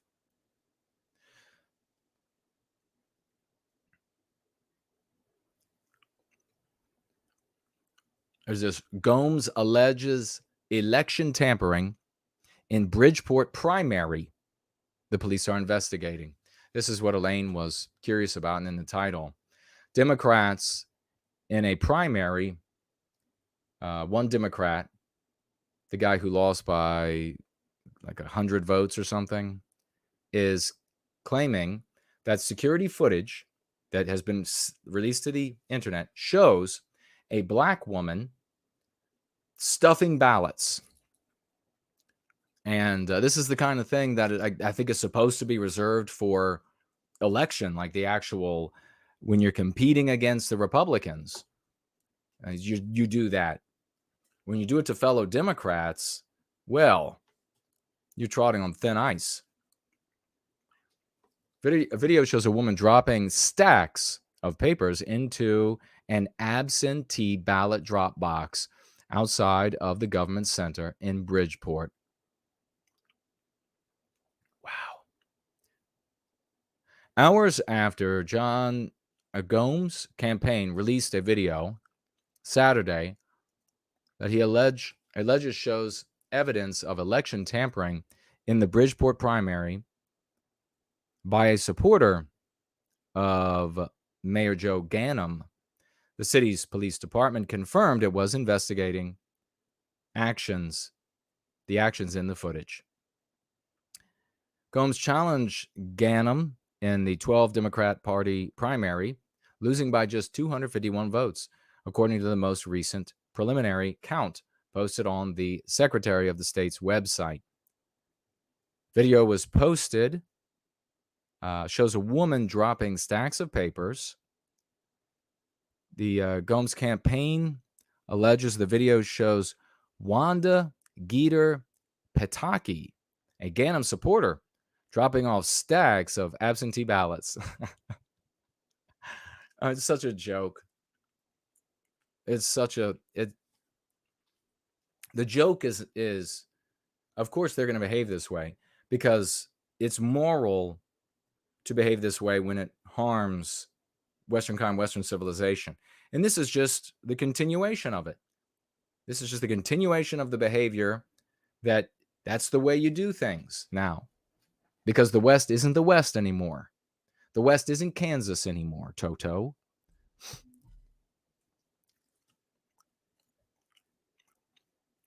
Spokesperson for the Ganem campaign did not respond to questions about the video.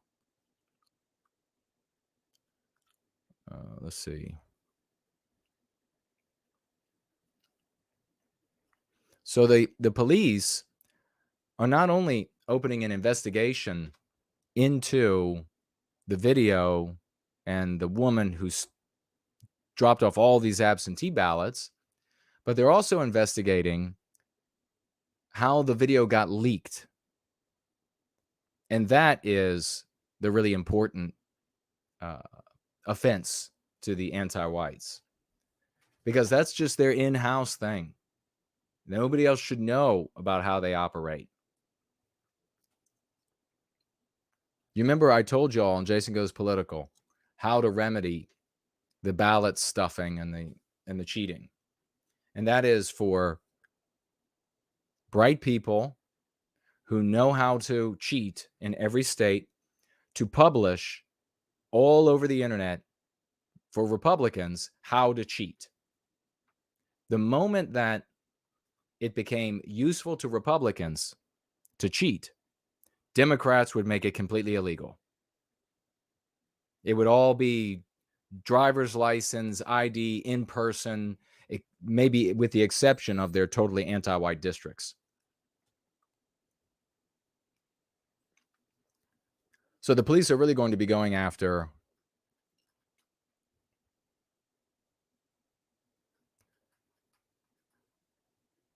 I wonder, do they have a picture of Ganem here? Oh, yeah. I wonder if the resolution to this is the person who leaked the video, and then that's it. It's no longer talked about again. I wouldn't be surprised. Fetterman rule. Now, another example of white erasure. This is the governance of a country, of its people, the people who created the country.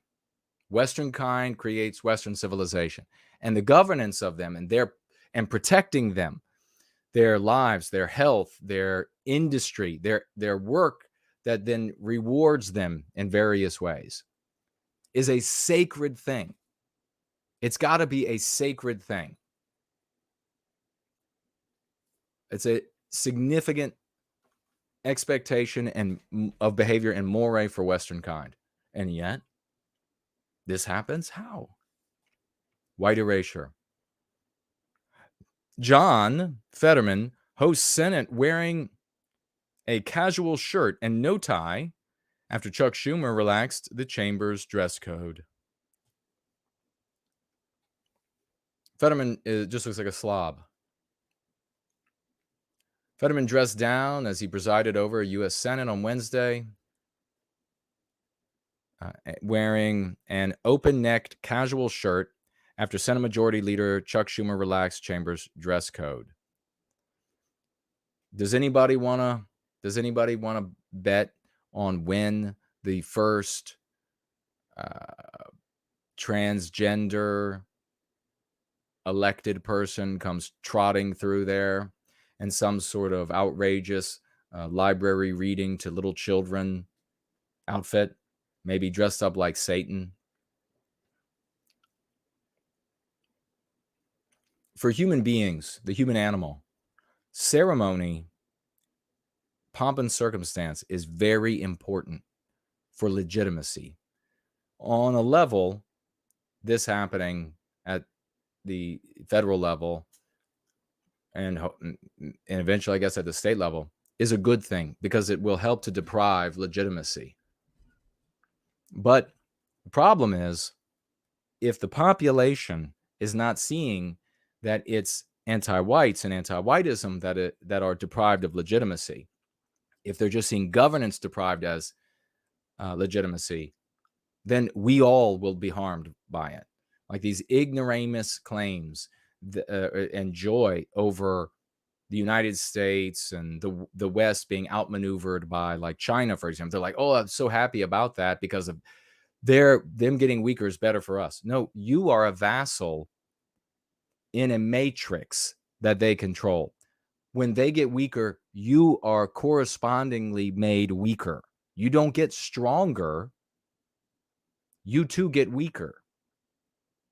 So it's not what so people talk about like the power of the dollar. Oh, it'd be good if the dollar is swept aside by some other currency or collection of currencies. No, it won't.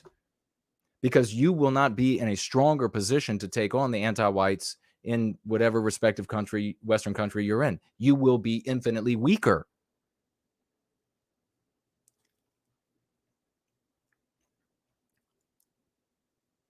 The Democrat donned a dark short sleeve button down, bearing the tattoos covering his forearm as the hearing on Wednesday at the hearing on Wednesday afternoon. The rest of the attendees wore smart business attire. Some I mean, I guess it's good that I'm not there. Or I guess it's bad that I'm not there. Because I would have to do something. Dressing like this. It's just like one insult after another. Did you ever think that in the Senate you would have this troll presiding over it, dressed like a slob from the ghetto, from a trailer park, from a van down by the river? Did you really think that you would witness that day? And this is only speeding up.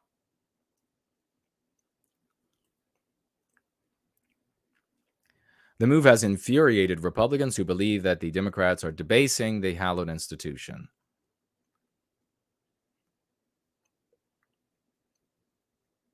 What a clown. What an absolute clown.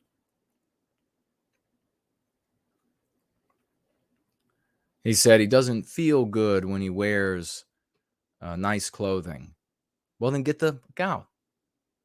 Get out.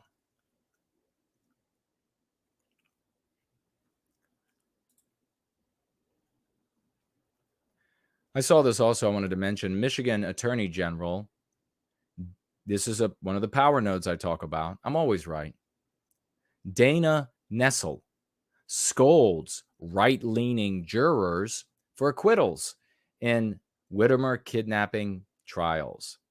So everyone around the world knows that a bunch of FBI agents went up there and talked a bunch of very low IQ white people into, at least that's what I've read, I could be wrong, into this totally idiotic plan to kidnap the most offensive sounding woman on planet Earth, and then not even knowing what they were going to do with her. And looks like on Friday, a Michigan jury found 3 not guilty in the alleged kidnapping plot, bringing the total number of acquittals to 5 out of 10 cases that went to trial. And so the argument from the Attorney General was that the jurors were not moral, saying that they were right-leaning, they weren't moral, and therefore didn't do the right thing with these people. And she's really pissed. In fact, maybe I'll show you how pissed she is. Take a look at this witch.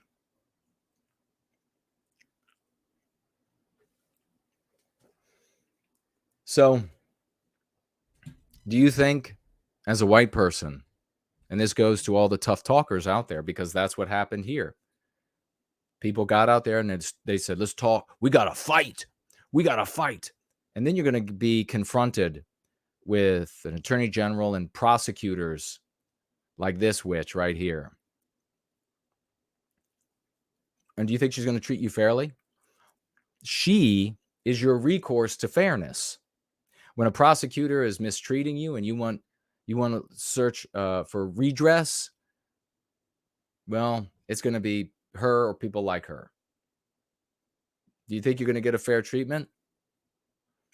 You have too many jurors do the wrong thing, and they just won't allow the wrong thing according to the anti-whites. You have too many jurors do what is not the anti-white thing, and they'll just do away with the jury. because they have the power, the votes to do it. And even if it's not legal, they can do it because there's no recourse. They're reading the laws and interpreting them. What I'm trying to do tonight, I hope with this roll-in, is really drive home the reality that every aspect of our lives, our civilization, is under attack. It's under attack because our victimizers are anti-white. And I hope that by showing you this in the midst of it, that you're able to see that voting and violence don't work. They can't achieve anything for us. They can't push back on our victimizers. Yes, we're going to vote for Donald Trump. That's because of what Donald Trump does for the white population, not only of America, but of Western civilization. It makes us think of ourselves, think of what we've created, think about what we could create. And that's a good thing because that's a step in the right direction to getting them to go free of the anti-white narrative, which they have to do if we're going to recapture our destiny. You talk tough, you're going to go to jail. Like a lot of those from Patriots Day. You have somebody come into your group, or 2 or 3 or more than 50%, and they're all saying, we got to talk tough. We got to take action. And you don't get rid of them, you're going to go to jail. Every now and again, you'll have an anomaly like this, where a couple of the guys will get to go free. You won't be that lucky, though, will you? Your life hasn't been like that. You'll go to jail forever. You'll be held even if there's cashless bail. There is only one thing you can do. It is the moral thing you can do. It is the ethical thing you can do. It is actually the only thing also that works. And that is implement the lexical and dialectical strategies that we share with you every Sunday at 5 p.m. on our Going Free gatherings. Complaining about this, having people come up with novel takes that are useless, and then you reciting those to friends and family and then burn your reputation as the novel take creators move on to a different novel take. And then you find out that you're standing there holding the bag looking like an idiot as history and reality plays out all around you. Or you go onto different sites and you listen to the doom documenting and doom dissecting and doom divinating. All has failed and will continue to fail. This is what you can do that succeeds. It's something that you have to do, though. You can't just show up here and tell us the worst story that you have found over the past week about what anti-whites are doing and how much it is hypocritical and a double standard, and how you have a plan or you have an idea that while you were driving around, maybe you were driving to you're a doctor and you were driving to the office for that first appointment of the day as a podiatrist, or you're driving the cement truck, or you're flying the Flugzeug, and you get an idea that is useless. It is as useless as my ideas about how to operate a cement truck since I don't operate one, or to be a podiatrist since I'm not one, or to fly a Flugzeug since I don't know how to fly one. Submit yourself to the thing that works so that we can put an end to this. There are even more stories I looked at, and it's bad everywhere on every level. And the primary resistance to it is really two. It's conservatives laughing about it and saying it's crazy, and Jay Spurg's trying to blame everything on Jewish people. Both of which have demonstrated should be enough times that don't work. Let me see what y'all are saying. What ugly witch, huh? Need to turn that W up on its side, and then you really know what you got right there.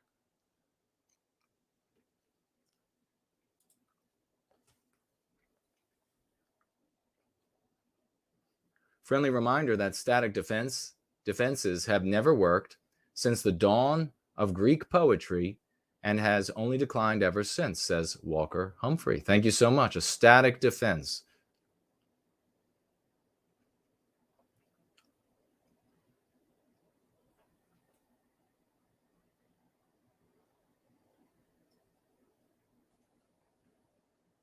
Antinatalism.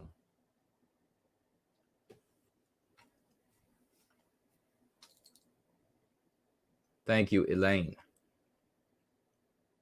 Mr. Monkeypox is here. I hate when the screen does this. Your comment might be lost. You'll have to write it again, folks, if I didn't speak to it, because YouTube just took it all away from me.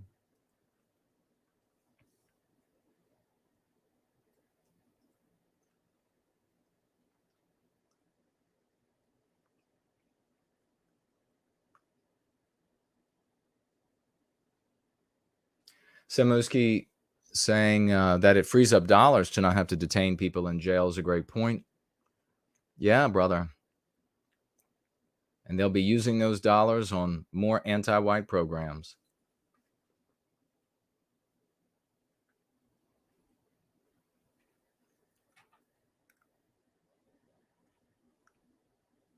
First Last says, you don't know that here are fewer than 100 listening. Well, I don't know for sure. That's true. I can see the measurement from YouTube, and the other platforms are probably accurate measurements.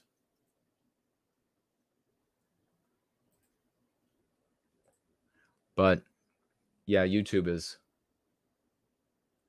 likely downplaying. But I mean, still, they couldn't be downplaying by, like, say, 5,000.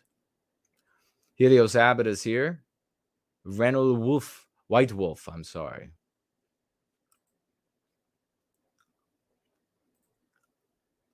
Yeah, they're manipulating the numbers, and they do that in various ways.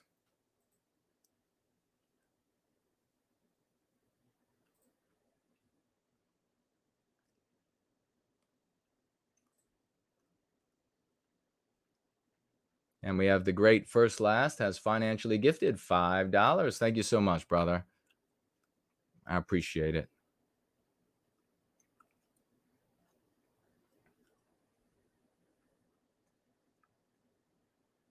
Jimmy Bobby saying YouTube censors no white guilt. Yes. Ganem spent some time in jail a while back, says Elaine. Is that right? I think he did about 7 years. But maybe he got out early. How about that? It was right after I moved out of Bridgeport, says Elaine. How about that? Well, of course that makes sense. I mean, the anti-whites in D.C. reelected Mayor Barry. How could that happen? It's just because what the politician is and does, if they're anti-white, is always secondary or tertiary to anti-whites. As long as they're being anti-white, that's what matters.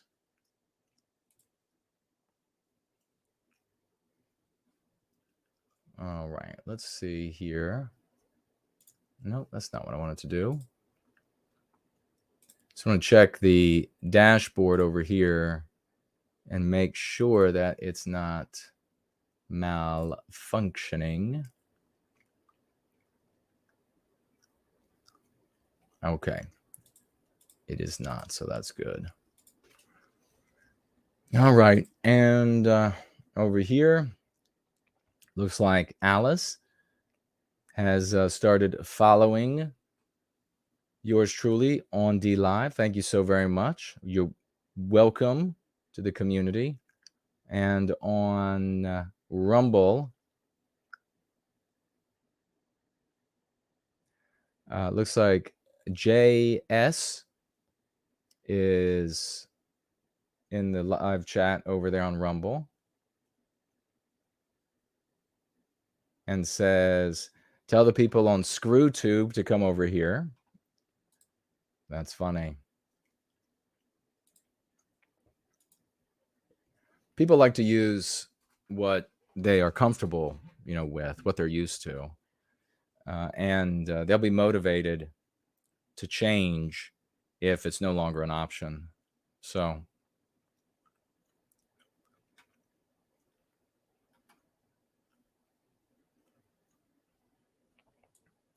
let's see over here on Odyssey.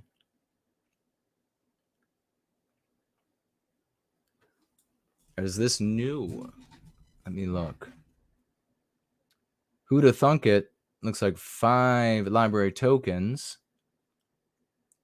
There is no hate crime charges because anti-whiteism slanders all white people as being immune to innocence. The lack of an acknowledgement of harm. Oh, that's saying right. Let me refresh this and let's see. Because I thought that was on. Yes, it was on Sunday.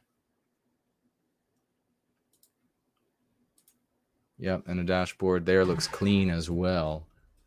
All right, let me see what y'all are saying on YouTube. And then we're going to be done for this night.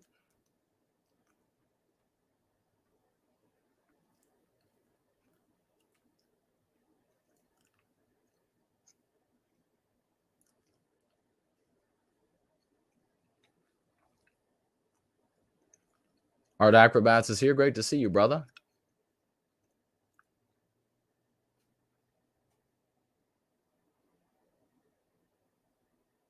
Sloan says white leaning or right? White leaning, I guess, maybe. From Sunday, you mean that one? Oh, or you mean this article here? Yeah, from this witch, the right leaning. I'm sure if she were questioned further about that, she'd have no problem bringing the anti-white moral imperative out and saying that these people they were being heretical to anti-whiteism.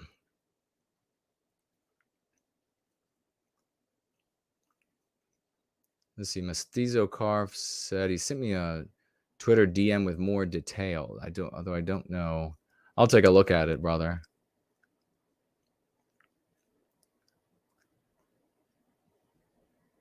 Whitmore for Whitmore. That's great, Elaine. Governor Whitmore. How will anti-whites explain our origin after they write us out of our history? Out of our history. How did we conquer the technologically and culturally superior non-whites who live in Europe before us? It seems, I'm sure, that that will be a challenge for them, but I guarantee you they won't have any hardship with that at all. And there are potentially, who knows, maybe a limitless number of stories they could tell. And it will probably have to deal with white people being thieves and coming in. And I could imagine will be the white people were these poor, unshod, undressed, heathen degenerates. And the non-white people took pity on them and brought them in and then gave them things to make them feel better about themselves. And then the white people turned around as the demons they are and persecuted all the non-white people. And they'll say, I'm sure you can see this already from the history, what's going to be the next step. If these white countries were actually non-white first, then what happened to the non-white people? Well, they were genocided by the white people. That'll obviously be the argument. And you'll be faced then with people around you, you or your sons and daughters, grandchildren, whatever it might be, will be faced with these people saying that it's a given fact that non-white people were there first. The historians from the biggest and most prestigious universities are saying so. More importantly, the movies will say so. And so obviously if there are no not if it got to a point where there were no non-white people, how else could that happen? They wouldn't leave everything just behind. They wouldn't just walk away from it. So obviously your people genocided them. That'll be the argument. Great question, though. Really great question. Dr. White says, sorry if you already saw this. I was wondering how we could continue our culture heritage if we reclaim our destiny and are still a minority.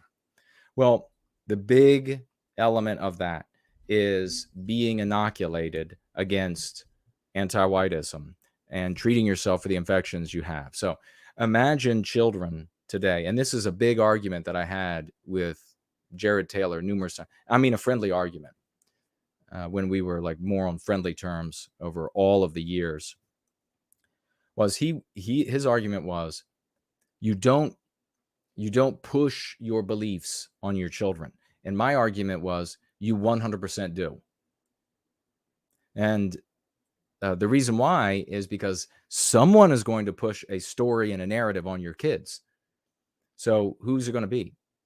Many white people had this idea that you're giving and they still do to this day, you're giving your child this autonomy to become the person that they want to become by allowing them to go out in the world and get their view of it from the anti-whites. I mean, how much sense does that make? And Jared would say to me, I don't think you're giving them enough credit. Really? Look at what has happened in the West. Maybe I gave them even too much credit. So the preservation of our history and heritage is actually, brother, an easy afterthought if you inoculate the children against anti-whiteism. Because by inoculating them with our tools, the powers of the anti-whites, the great wealth, the ability to make the movies where it literally appears that starships are flying through space and everything else under the sun, that ends up working to our benefit. When they put these endless, like what was it? Yesterday evening, sat down to eat, flipped on the television, no sound, and immediately there was a commercial for Today's Man, I think is what it is. Some, suits and things like this for a man. And there were two white biologically white erasing couples. So two white females with non-white males. If your child doesn't learn that there are anti-whites in the world and that their intent with such imagery is to normalize this for you and to make it seem optimal for them, for the child. If they don't realize that, then they're going to, the vast majority, as you can see, continue to fall for it. If you teach them that there are anti-whites in the world and that their objective is to harm white people, when they see that on the TV, your take strengthens. Your take is strengthened by that visual. When they go to class, when they see the billboard, when they see advertisements in magazines or on the radio, listen to on the radio, whatever it might be. So they end up becoming inured. They end up becoming hardened to the efforts by anti-whites to corrupt them. And that makes them all the more interested in who are we really? What do we actually create? What is our real history? You could have, just imagine this, brother, for a minute. Imagine like a generation of white kids growing up being inoculated against anti-whites, millions of them. Let's just say 2 million inoculated against anti-whiteism.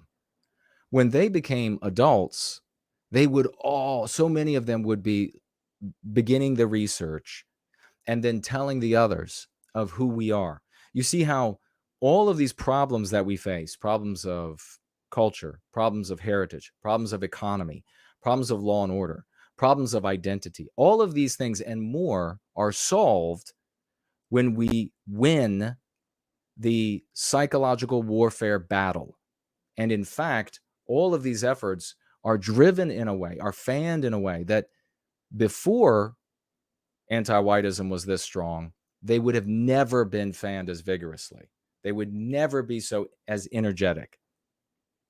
You could literally see a generation of people who, for their entertainment, are looking to the elements of who we are and what we have done. So our institutions are dominated by anti-whites. This is all going to have to happen at the family level, and in that sort of imagining for a moment there, that generation of 2 million people or so, they will create their own institutions. Now, they're very largely not going to be able to be brick and mortar that lasts forever and ever. No static defense. They're going to be able to be moved with our people, because this is what we've become now. We are a defeated people. We need to accept this. We are a defeated people, and we have to look to other ways. And over the years, I mean, these ideas to create our own culture, and these are all sort of like, apart from, parallel to what's out there in the real world. These were all sort of rudimentary, elementary, insipid efforts that can't yield anything positive for us in the presence of anti-whiteism without that inoculation. So we get free of these things, and we teach the children what to look at, what to see. Then they will find the ways. And our people today will find the ways. And remember, as you can see, as this functions as a curative contagion, it can find its way into the mouths of the most powerful. I have proven that. I wish I could go back in time in my life and grab the people by the back of their head and shove their faces in that reality, because they all told me it couldn't be done. I'd like to grab them by the back of their heads and say, look, you motherfuckers, look. I told you it could be done, and I told you how to do it, and you refused and said it could not be done. That I couldn't put words into the mouths of the most powerful. That I couldn't put words into the mouths of people in the military, people in law enforcement, doctors, janitors, that I couldn't do it. And I did it.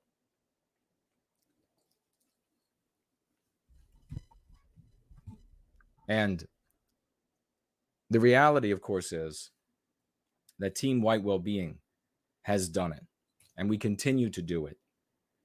We are the great refutation to everything else that's ever been done. And we need to keep pushing, and we will continue producing results.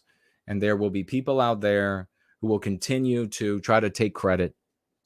And there will be people out there who ignore us.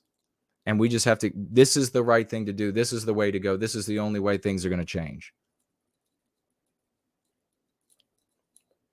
But the people coming up to, either by way of age or by way of maturity or whatever it is, socio-political maturity, to the work that we're doing, when they touch it, they'll know if they're worthy.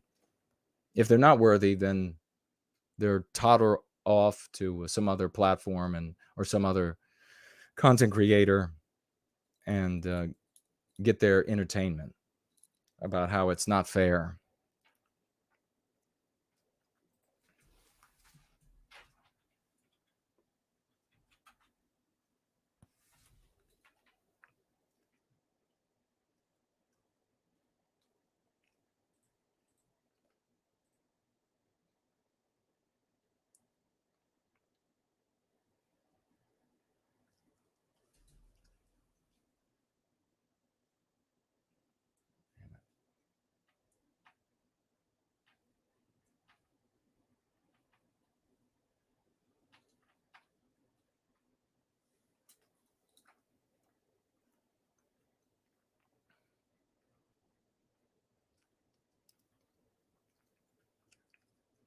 The higher production quality a TV show has, the more dangerous and subversive it is, says Mestizo Carf. Very well said. Yeah, absolutely.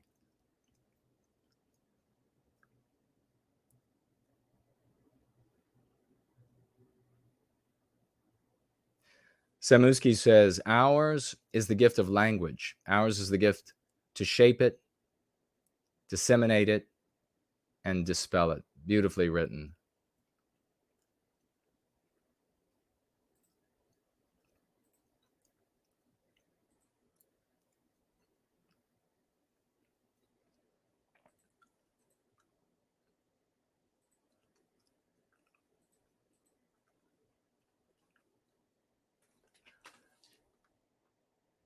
Samuski says, chowing down on home done air fry buffalo chicken wings while listening to another great stream. Have a good night, brother. Thank you so much, Samuski. Sounds delicious.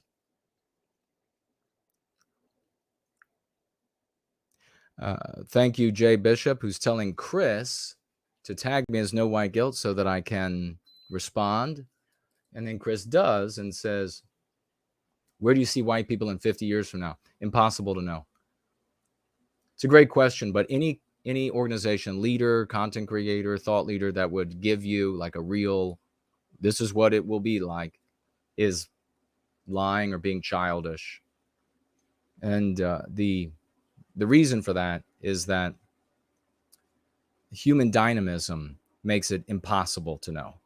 Societal context shift and unforeseen challenges and opportunities make it impossible, totally impossible. People can make predictions like that when they take a snapshot assessment of the present, which will inevitably be some weak rendering of what objective reality actually is.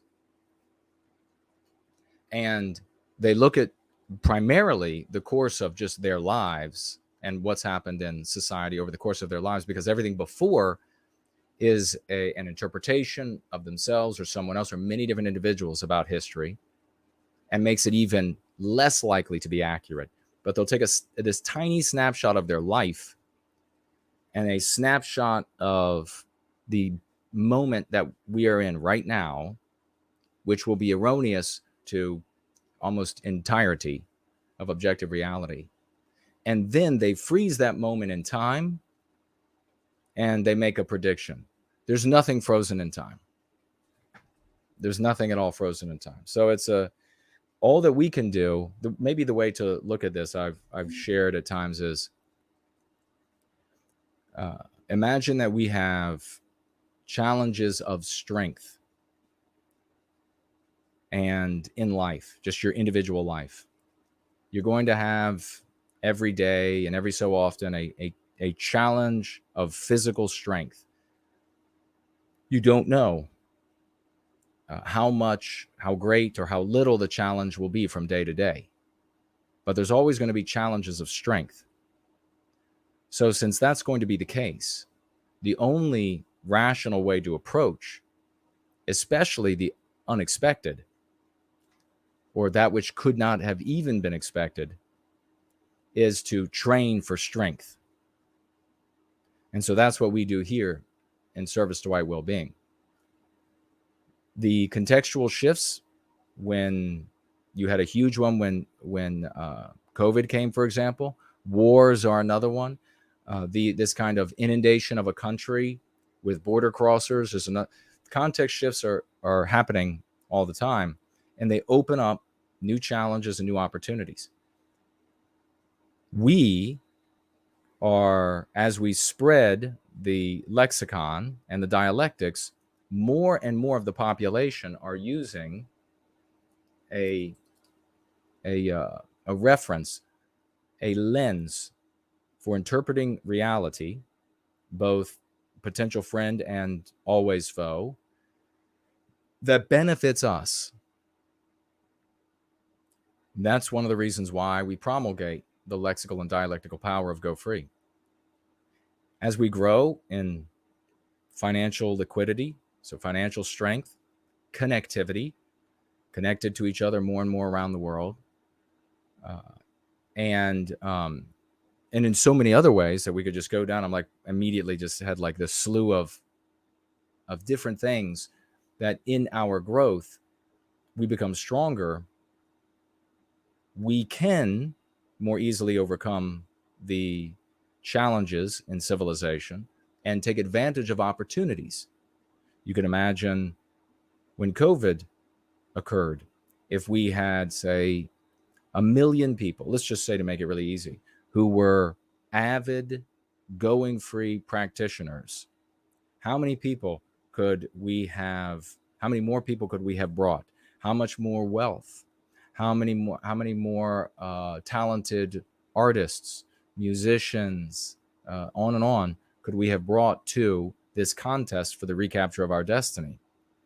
So you see, there's this endless shifting societal dynamism that always fails to take into account human ingenuity and unforeseen possibilities. So it's impossible to say. Anybody that says is a charlatan. Anybody that says, well, I'll tell you where we're going to be in 50 years and in 100 years, or what it's most likely going to be, and they have spectacles on and they have big books behind them, they're lying. It's a total guess. They have no way of knowing. Now, maybe they're not lying because they're not conscious of it. Maybe that's what they really think. But then they're just failing intellectually. They might be very bright. They might be very educated, but they're failing to understand the actual machinery of the human animal, machinery of society, and the interaction of societies, contests of power at different levels, and what's motivating power holders, on and on and on and on. It's impossible. But I can tell you how we win. I can tell you how we win, how we recapture our destiny. That I can tell you. Thank you for the question, though, because every so often, especially new folks that are coming in, they need to know, because everywhere else they're going to get a 5-year prediction, 10-year, 25-year prediction.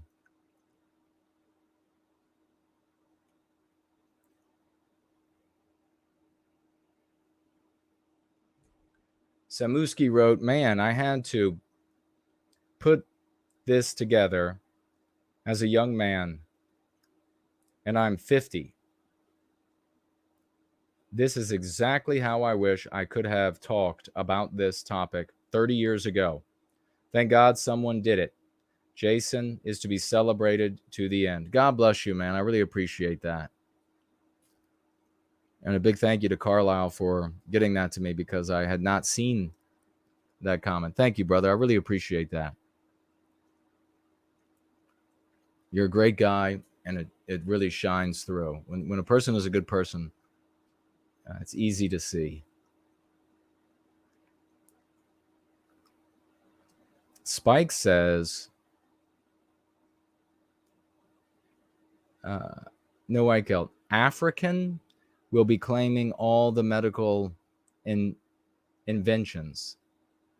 Well, I don't know that they'll be able to claim all of them, but because there'll be other groups that are going to be wanting to claim them as well. But there'll be nothing left credited to us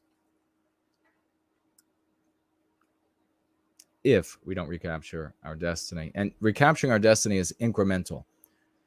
You get started right now with yourself, with your family, with your extended family, with your coworkers, with your lodge members, with your church members, with your Haft members, with your etc.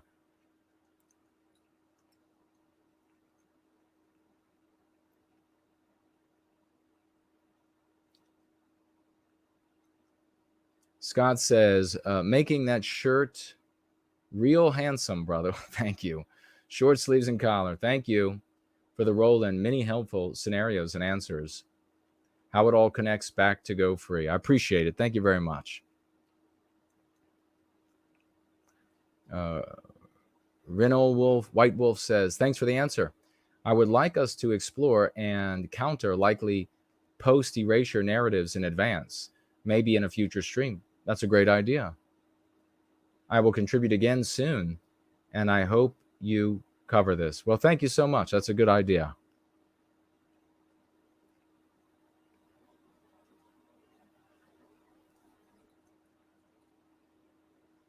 Hengel says we need a children's song that incorporates the lexicon, something annoyingly catchy, like a commercial jingle or the Barney song. Yeah, we do.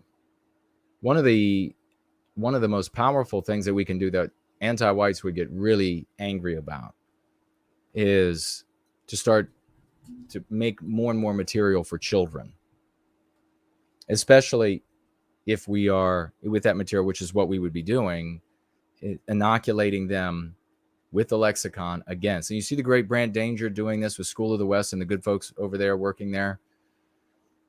The more of that we do, the more of their ire, and rightly so, we would want to raise in them, that we would get, because they know the power that would end up having for, or yielding to us, and how it would undermine them.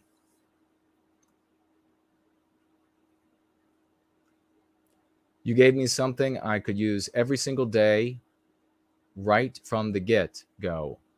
No inquiry needed, says Samuski. God bless you, man. Thank you for that. Victorian Time Traveler is here. Wonderful to see you, brother.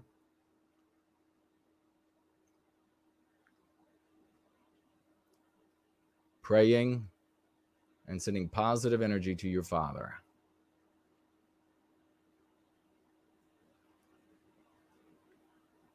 Lavish is here. Hello to you. And Jay Bishop says, grateful I found no white guilt and white well-being to inoculate my kids, 12 years old and 9 years old. Yep, they'll be, I couldn't even imagine how grateful I would have been if I had adults teaching, hey, this is what's going on. There are people who hate us. That's what I needed to hear from the jump. That's what our kids need to hear. There are people who really, and of course, the younger they are, you make it less scary, but it's still got to be said.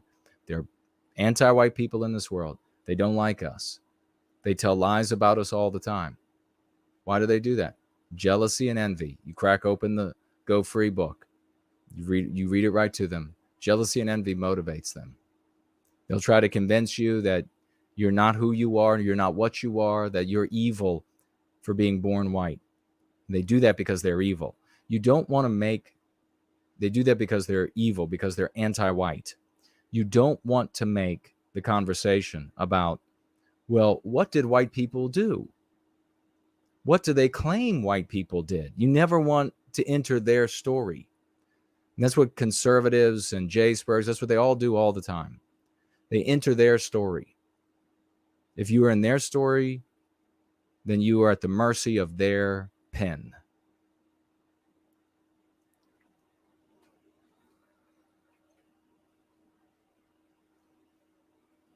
I mean, maybe that's one of the things I should do in the future, is have a show for kids. I wouldn't be able to do it here on YouTube.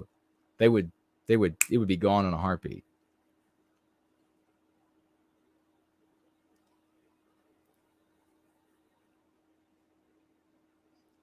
Franklin writes here, I think once enough people of influence realize that Go Free is safe and not the same ant-nat white negative stuff that has gone before, there could be a lot of momentum to our, and that's the first half, side overnight.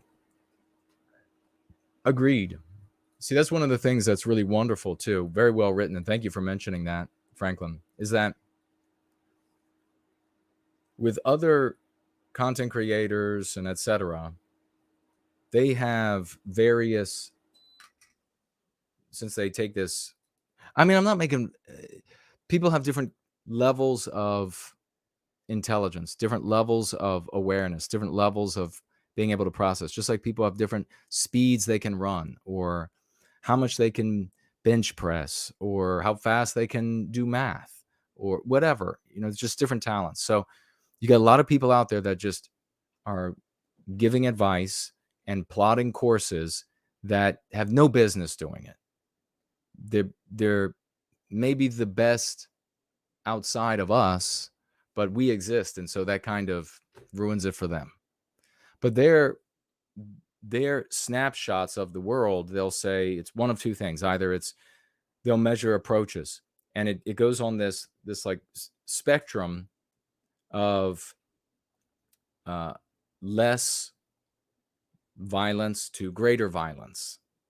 So it's this, well, if you are trying to, I don't know, you're like moms against drunk driving. Well, can moms against drunk driving transform and make society more moral, make society think more about others, be more conscientious? I mean, theoretically, we could like postulate yes, but how many years against the current scenario? And again, remember, that's an error, but this is what the people do. Well, then that would take 10,000 years, given, like, a human being could compute this. Give me a break. Like, you can't even imagine, the human brain can't even imagine the size, say, like, of example, like a 747 or a battleship, or you can't conceive it. We can see it in existence, but you can't conceive the actual size. No matter how hard you try, no matter your imagination, you try to fly over one in your imagination, you can't conceive it. The brain can't do it. But in error, people do it all the time. So then they work their way along this spectrum of greater and greater violence. And they very often will give like mile markers for warnings. Today, a big mile marker of a warning is the population percentage of whites to non-white people, and how at some point white people in Western countries will be fewer, and then at that point, and so then that will be the kind of like argument for greater vigorousness toward either something that is, if you will, to the left sort of this spectrum, less violent, or an argument for greater violence, because you'll need in the current, how could you change America by the end of the week? Well, that would take a massive amount of violence, wouldn't it? Who's going to carry out that violence? Your imagination. And if you talk big about that, you'll go to jail. It's not achievable in the real world. With the defense of the go free, white positive moral imperative that undermines the psychological warfare called anti-whiteism that's wielded against us, things could go slowly, or they could happen very quickly, as Franklin's pointing out right there. I mean, for years and years and years, Go Free moved along very slowly. Let me tell you, I was almost all alone, and I was constantly undermined and stabbed in the back by people in the white sympathetic sphere, supposed to be my friends. And Go Free moved along very slowly as a consequence. 6 years ago now, got on the internet, Team White Wellbeing showed up, heroes answering to the silver trumpets of the spirit of the West, make their way here, and this team begins to be built.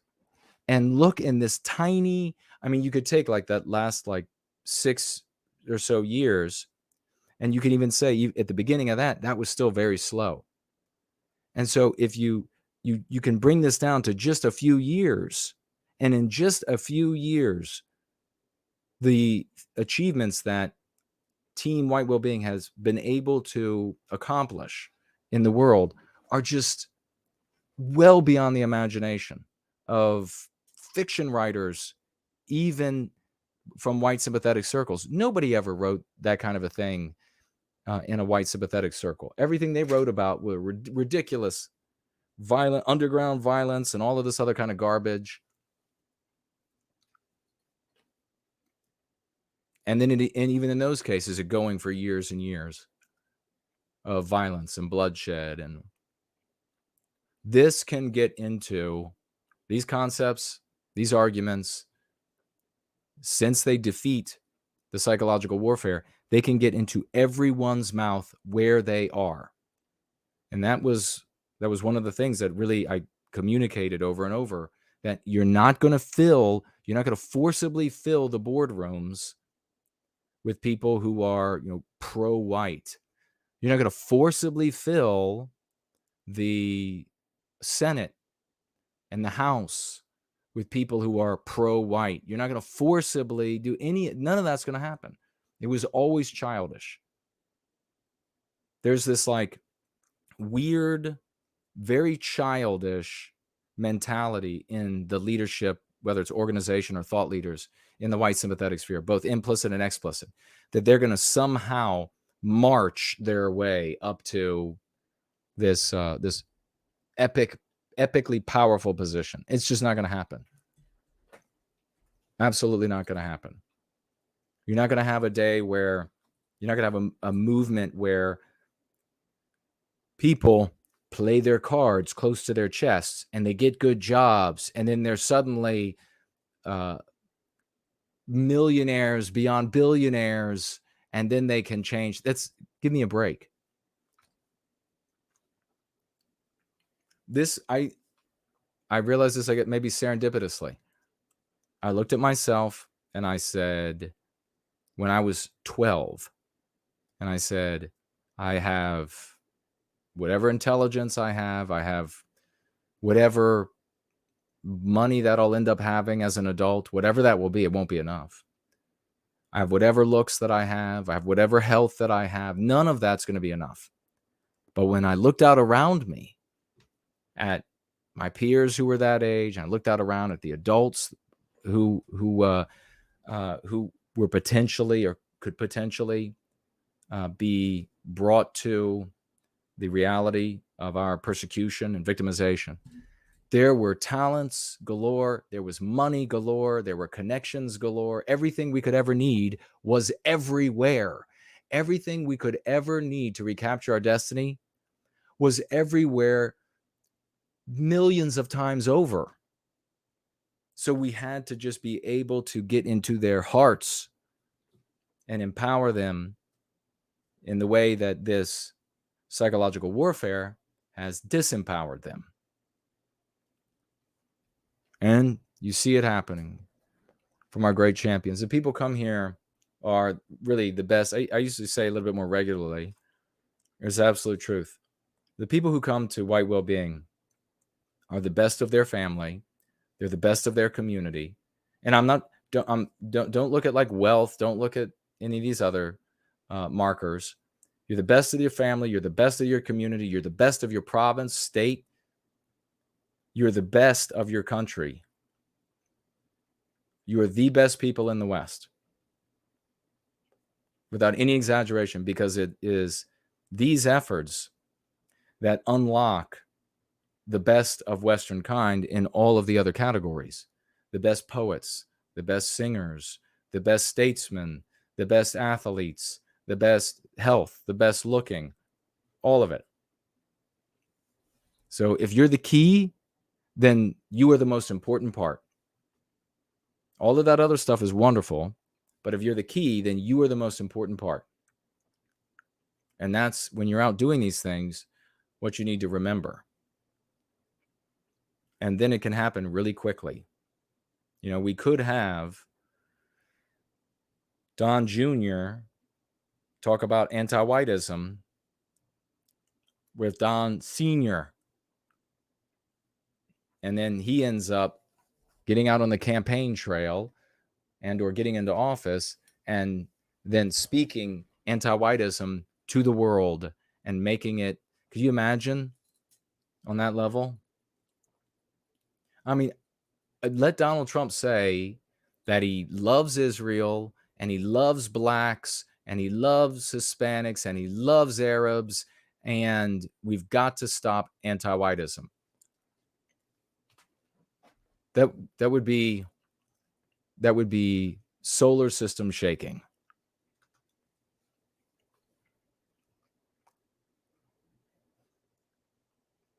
And you've got to develop the eye for seeing it. If you don't have the eye for, if you're still looking for one of these like childish, impossible little like silly adults playing games, if you're still looking for those kind of outcomes, then you won't see the change. Just like so many of them today, they still don't see. You see people show up here and they'll actually claim that Fuentes is doing something, accomplishing something positive, because they don't know how to see what's actually positive in the world for our people, for Western civilization. They'll talk about different political wannabe groups because they're all looking for, well, where are the people marching in the streets? Where are the snakes of men that are 10 miles long? I don't see it, so you all aren't doing anything. You're not playing the villain in the story that I'm stuck in and that I don't know anything else in the world. So if you're not playing the villain there, then I don't see you doing anything. How are you fighting back if you're not playing the villain in their story? They just can't see it.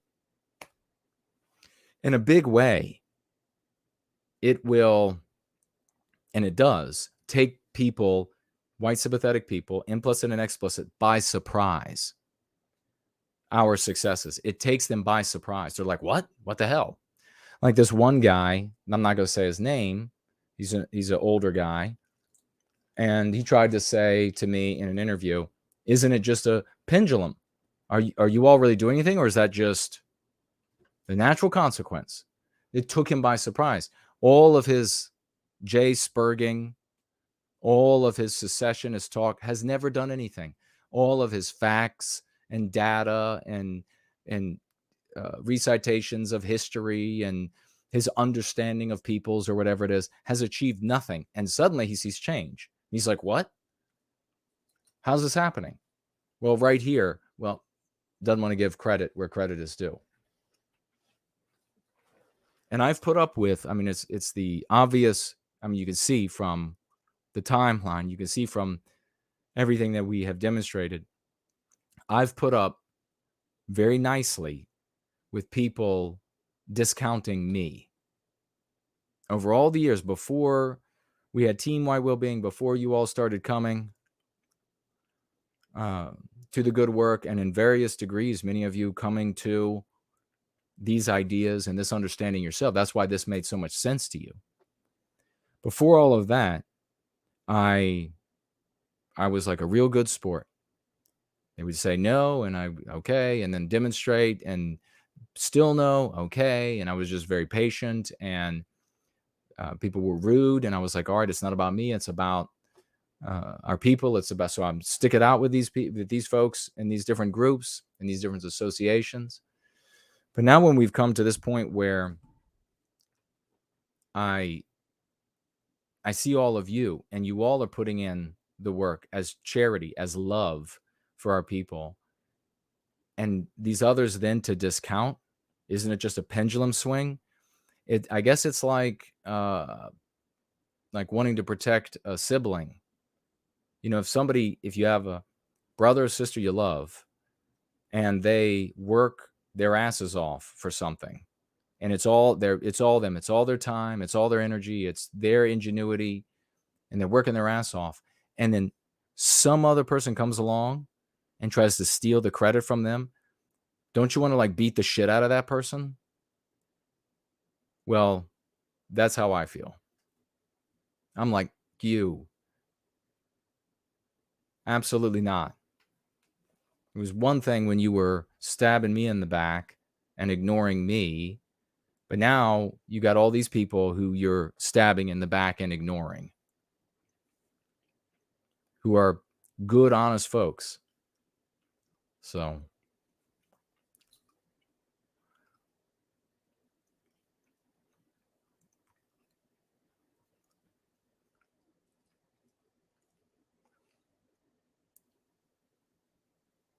Chris says, your answer is much more optimistic than I expected. Thank you. Unforeseen human dynamism. I like that. I agree with your analysis. Well, thank you, brother. Go free. Go free and go hard at going free.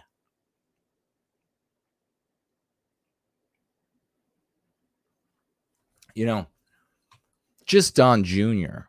using anti-whiteism, but I could put money down today that Donald Trump himself could say anti-whiteism, anti-white. He could say anti-white narrative. He could say white erasure, and still it would be crickets from the white sympathetic sphere. Still.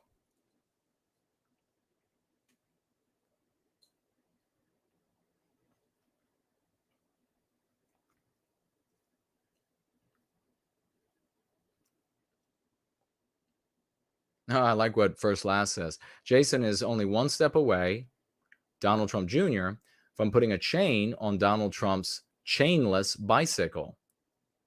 Haha. Wouldn't that be something?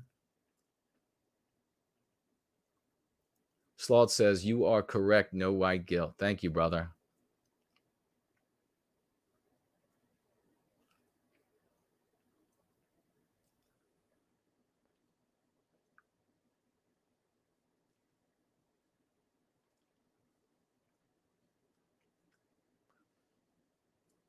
Yeah, it's an amazing thing to think at times. When you ever find yourself like up against the challenges, and it seems like, are we accomplishing much? You just look to how quickly our champions come into the Go Free community, pick up the practice, go out into the world, and then knock it out of the park. You look at how easy that is for them because of their innate talents, because of what they unlock within themselves with the Go Free practice, because of how the concepts are curative contagion.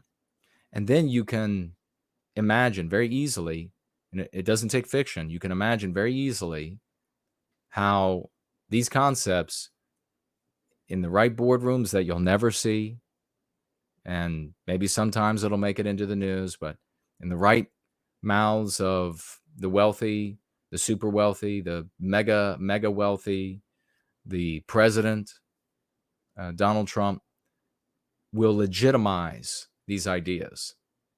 And overnight, in every household in America, in the United Kingdom, in Germany, and Poland, anywhere that it reaches, overnight, people would be able to sit down at their dinner tables, stand up beside the lathe or the water cooler or whatever, and argue with a white positive morality that stumps and defeats anti-whiteism. It's changed it will change everywhere like that.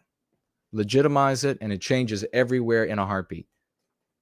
Millions of daughters and sons, or fathers and mothers, they're suddenly at the dinner table and they're able to hammer it out with just a couple of these concepts. And then we do the rest. Everything changes overnight.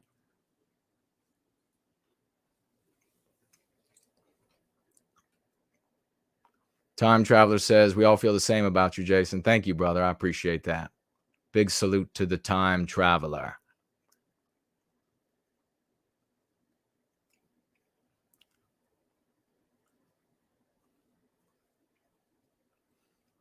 Johnny Johnson says, most of our people will dislike association with pro-white, as the anti-whites made that a dirty word. Precisely. That's why I don't use it.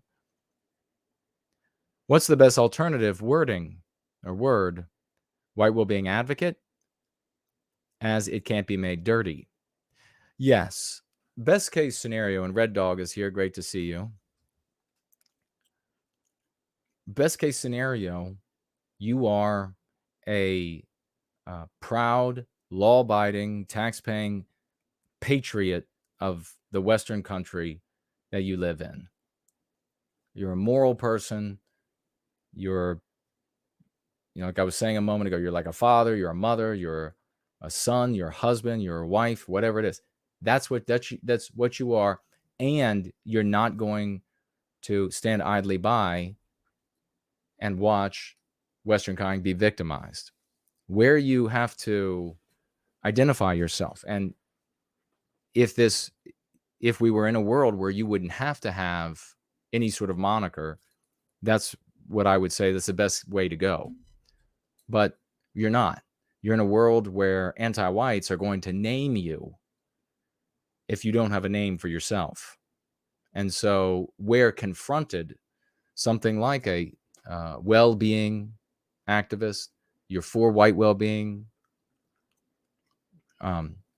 anything like that, talking about white well-being, let them work on white well-being, and to demonize, by work on, I mean trying to demonize that. And it's not going to be, it's not going to have the same effect that they would like as they had with something like pro-white. Pro-white is too ambiguous. You don't tie their hands together with something like pro-white. So I know there are people out there that they say, well, pro-white means X, Y, or Z. So that's not what they say. What they say is only important, anti-whites, what they say is only important in that they put what they say into the minds of our brothers and sisters. So you're right on the perfect train of thought right there. You're going to go to an audience, whether it's just your wife or an entire boardroom at the company that you own, and the definition of pro-white in their head is what matters, not what's in your head. Anti-whites, I don't know exactly how the future will try to unfold for them, but they would, I think, do their best to stay away from anything called white well-being, because they'll have to try to say, well, they don't mean it. They don't mean when they say white well-being. And of course, the listener will say to themselves, well, white well-being is okay, right? There's nothing wrong with white well-being, right? I mean, I get that you're saying that they don't mean it.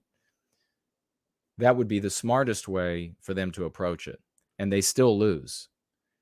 The dumb way that they could approach it, which will happen much more often because, let's face it, anti-whiteism has made everything dumber, even itself, would be to say that white well-being is wrong. And that's what we've actually seen in local news reports when they've tried to talk about it. And there was the one, where was it, in the Northwest somewhere a couple years ago, where I remember looking under the article where they went crazy about how it was not going to be tolerated in their community, white well-being. And people we didn't have the numbers here. We weren't in their chat on that local news item. But people from that community were writing, what in the hell are you talking about? I mean, if there are Nazis out there, then go out and, deal with the Nazis. But there's nothing wrong with white well-being.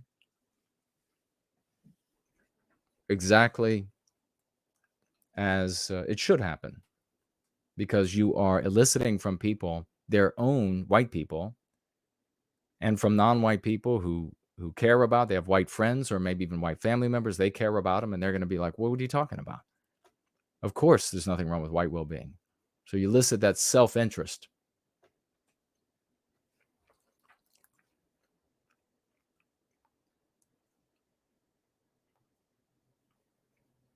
Lavish writes, white well-being advocate.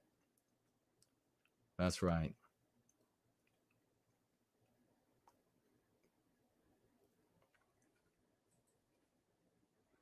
Yeah, these people, I guess we'll get out of here. But there's so many who they will, and it drives me nuts too, who say that, who will cite Sun Tzu, which is nuts when we have Karl von Clausewitz. You know what I mean? But they'll cite Sun Tzu, and Sun Tzu wrote a nice little pamphlet. I mean, I don't have anything against it. But they'll quote Sun Tzu and talking about being a hammer when you can be a hammer, and being water when you need to be a water and all of these sorts of things. And then they don't implement that at all, not even in the slightest. They'll be hard-headed against a hard-headed hammer against like a Jupiter-sized planet coming in against them. It's just a consequence of intelligence or lack thereof. So when the anti-whites, an example, a real-world example of it, is when the anti-whites, when they take a term that you left ambiguous and defined, and they redefine that for generations of people, to stick with that is the height of stupidity. It really is. I mean, I had so many of these folks from other audiences telling me that I was being a cuck or a bitch or whatever, because I wouldn't keep using these terms that the anti-whites have already demonized. And I'll tell you honestly, they actually like that they identify with terms that have been defined to the masses as odious, because that in their miserable losing cravings, they identify some modicum of strength and power from being seen as the villain, maybe even the supervillain. I even had, I'm not going to name them, but I've even had one specific I'm thinking about right now tell me, leader of an organization, tell me they like it. It feels good to be that villain. So heroin addicts like heroin. If it feels good to them to be all jacked up on drugs, so what?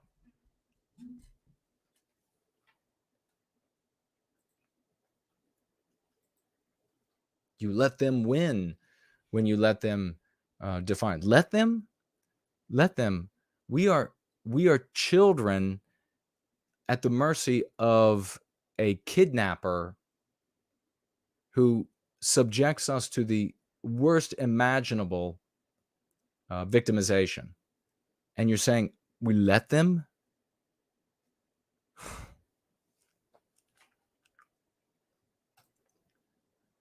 Let's get out, before we get out of here, some raucous emojis and some 07s, 007s. Maki has shown up. The great Maki is here. $25 financial gift here at the very end of this roll-in. Thank you so much, brother. I really appreciate it. $25, he says, for my friend said, used, I don't even know, what is this drug? Or what is this? Let me look it up first before I...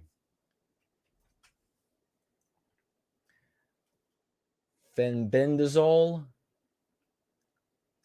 Dazole?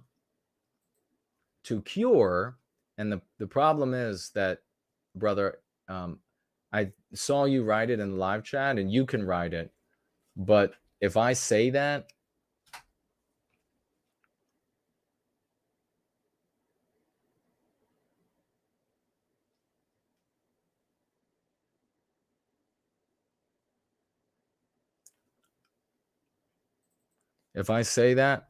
the artificial intelligence will hear it.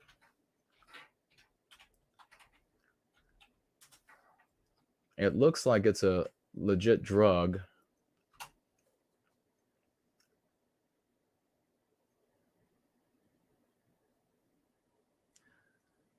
Fenbendazole. But it doesn't look like it is used for that ailment. So there is an ailment. I will say the word soon. And his friend used this, and he said that it cured him. And that's remarkable. Thank you so much for sharing. And I hope your Your friend is free of cancer and will remain free of cancer evermore. God bless you, Mikey. I really appreciate it. Thank you so much. And thank you for understanding that the ear is against the door. The ear is against the door. You probably already know this, but you should never, ever give out medical advice. Yes, I know that AI is just like waiting. Cured what? Cured what? There's something cured? That's how all those people all those alternative doctors and treatments and etc. And I've gone to naturopaths and over the years, but that's how they all got all their accounts deleted, and it's awful. So we made it happen, though. We made it work. So God bless you. Thank you for that, brother. That can be considered practicing medicine without a license. And the anti-whites will definitely use it against you. Yeah. It's not even that far, I'm sure. They'll just not even go so far as to say, oh, he's practicing medicine. They'll just say, I'm giving out advice that will harm people medically, poison people, whatever.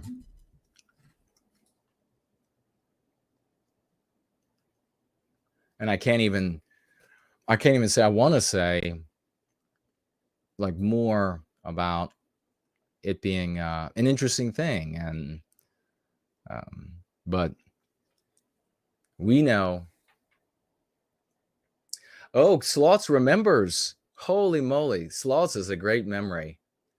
Slots just said, you can't say you were COVID free.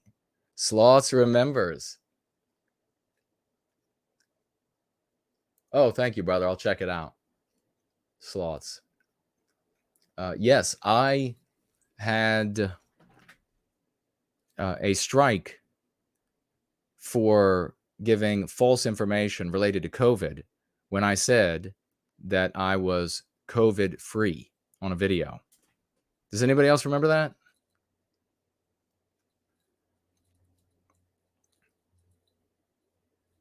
Man, I was pissed. Hey, keep your raucous emojis going. Excuse me. We had the great Maki. Excuse me. Dang. Claritin wearing off. The great Maki come in at $25. And we just had DB50. Dude, bro, moment just come in with $50 of white well-being love. Thank you so much. Dude, bro, moment, $50 over here on Entropy in the nick of time.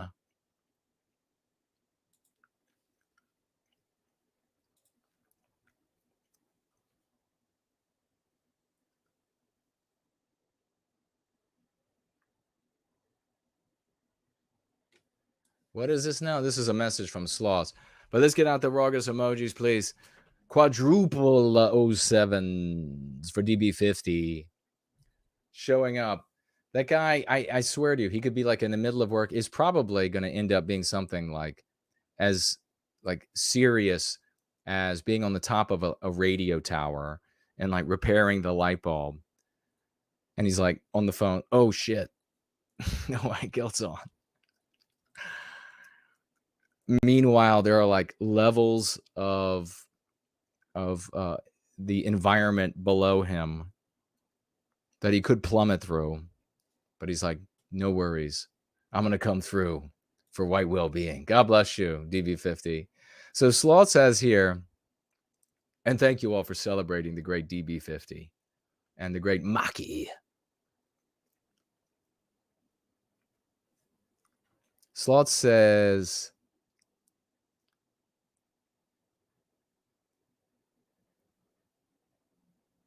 so it's a song to play on my stream. A song to play on my stream. It's a bit intense. Okay, so this is a song Oh, yes, yes. So the link would not come up on YouTube. I see. Okay. So this is a song that, who made this song, Slots? It's a video is it on your YouTube? It's a video you made? It's a song that you made? Oh, Slots says he did make it and it's old. Really? Well, we'll play it. How epic. We will honor our financial gifters tonight and everybody who has shown up and stayed with us when you could have been over at some other channel and being told about all the horrors of the world and how it's unfair. Over there on Rumble, is that Waltson says nearly every commercial is like that now. I probably said that when I was talking about that Today's Man or whatever that store is that had the two couples of biological white erasure encouragement.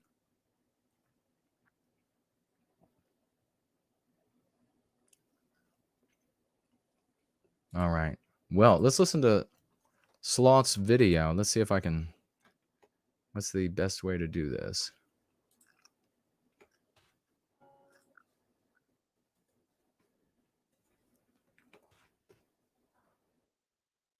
It's on YouTube, so there shouldn't be any issue.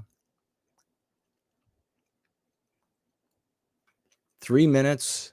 We're going to listen to the great Sloths, and then we'll get out of here, I think. What is this? Machiavellius says, my friend was very convincing yesterday. Maybe you said something earlier that I'm missing now.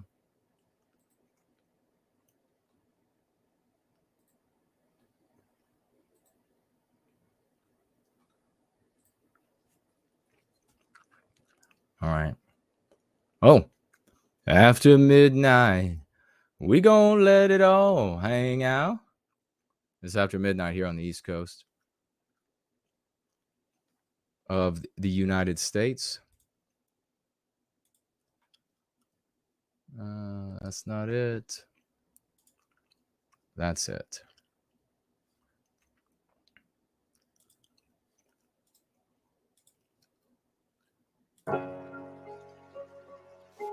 I want you all, I'm going to try to stay calm. I want you all to think about the torture that our babies are being subjected to. Actually, you know what? The sound quality is probably not going to be great. So let me do this. It should take a moment.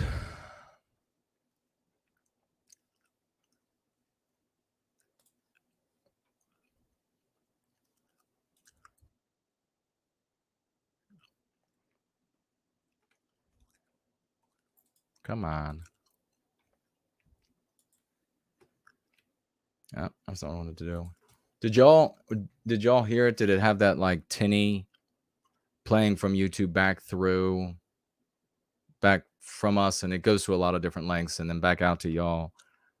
So that's not exactly what I want to do with this. I want it to sound good if we're going to bother to listen to it, you know?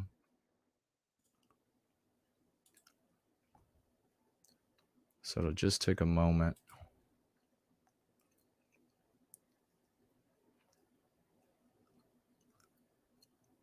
And then it should be, where are we? Okay, anytime. All right. So we'll do this. Almost there.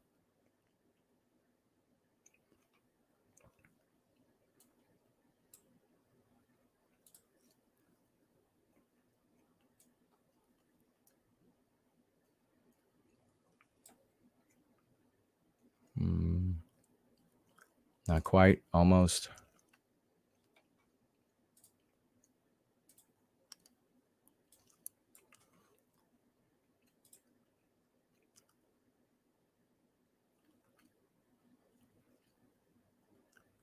All right. A couple clicks, a couple more clicks. If I knew any more words of that song, I'd sing it, but here it is. I want you all, I'm going to try to stay calm. I want you all to think about the torture that our babies are being subjected to by these anti-white bastards. That you have a little white girl who so hates herself. And ladies and gentlemen, if you hate your people, if you hate your people's history, you cannot but hate yourself. That is what the anti-whites are doing to us. You have a little white girl that she turns to her mother and asks her mother, begs her mother, am I going to have to be white until I die? Unpack that, ladies and gentlemen. What is that little girl saying? Am I always going to have to be a member of the race that owes and has to compensate and make amends and feel guilt?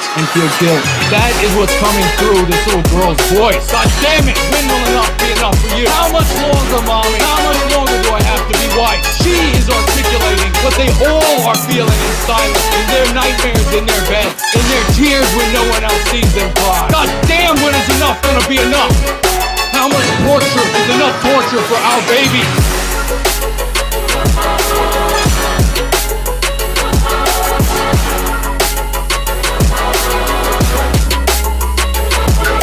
When will you say enough is enough? Only a sick and broken and defective human being doesn't get angry as all hell when the vulnerable members of their community are being victimized. It is ameliorated when all the anti-whites get on a knee and beg for forgiveness. That is when we begin to think about, okay, things are finally going in the right direction. Not until then. We want to see their apologies. We want to see them prostrate on the ground, begging for forgiveness. Every single anti-white, you are going to join the sphere of white well-being. You are going to come to the heroes because you are going to hear the silver trumpets of the work we do here for white well-being. You are going to hear that clarion song, and not another one is going to look to mommy in fear and dread and angst. God damn it, when will enough be enough for you? Children, she is articulating what they all are feeling in silence when no one else sees them cry. How much torture is enough torture for our baby? When will you say enough is enough? How much longer, mommy? How much longer do I have to be white? Your whole life, little girl, your whole life. She's gonna look to her mother and say, Mother, please tell me that all of my days are going to be filled with the beauty and the justice and the glory of being a wonderful white woman that will be a wonderful white family and a glorious future. That will be the white babies that we will make and that will recapture our destiny. My God, ladies and gentlemen, that is Slots. Made that epic video 2 years ago and I didn't even know about it. I didn't even know about that. That is magnificent, Slots. Let's get some big time raucous emojis, swashbuckling flags for the great Slots. That is amazing, brother.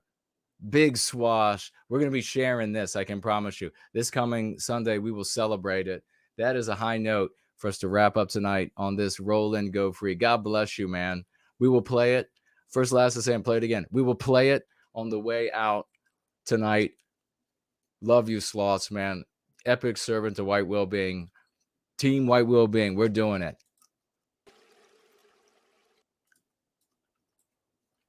I want you all, I'm going to try to stay calm.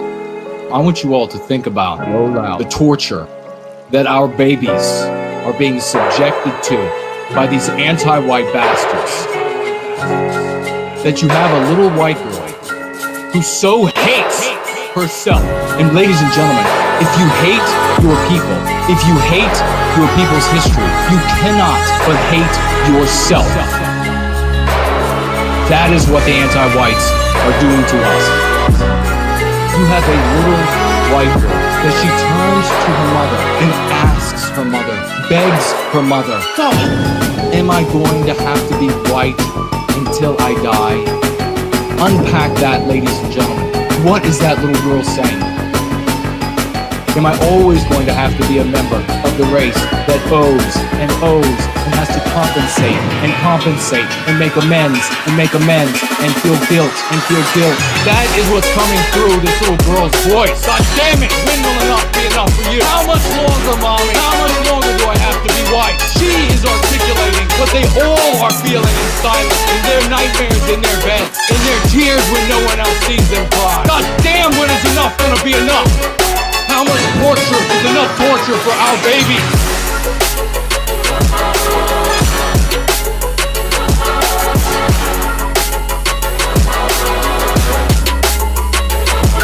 When will you say enough is enough? Only a sick and broken and defective human being doesn't get angry as all hell when the vulnerable members of their community are being victimized. It is ameliorated when all the anti-whites get on a knee and beg for forgiveness. That is when we begin to think about, okay, things are finally going in the right direction. Not until then. We want to see their apologies. We want to see them prostrate on the ground, begging for forgiveness. Every single anti-white, you are going to join the sphere of white well-being. You are going to come to the heroes because you are going to hear the silver trumpets of the work we do here for white well-being. You are going to hear that clarion song, and not another one is going to look to mommy in fear and dread and angst. God damn it, when will enough be enough for you? Children, she is articulating what they all are feeling in silence when no one else sees them cry. How much torture is enough torture for our baby? When will you say enough is enough? How much longer, mommy? How much longer do I have to be white? Your whole life, little girl, your whole life. She's gonna look to her mother and say, Mother, please tell me that all of my days are going to be filled with the beauty and the justice and the glory of being a wonderful white woman that will be a wonderful white family and a glorious future. That will be the white babies that we will make and that will recapture our destiny.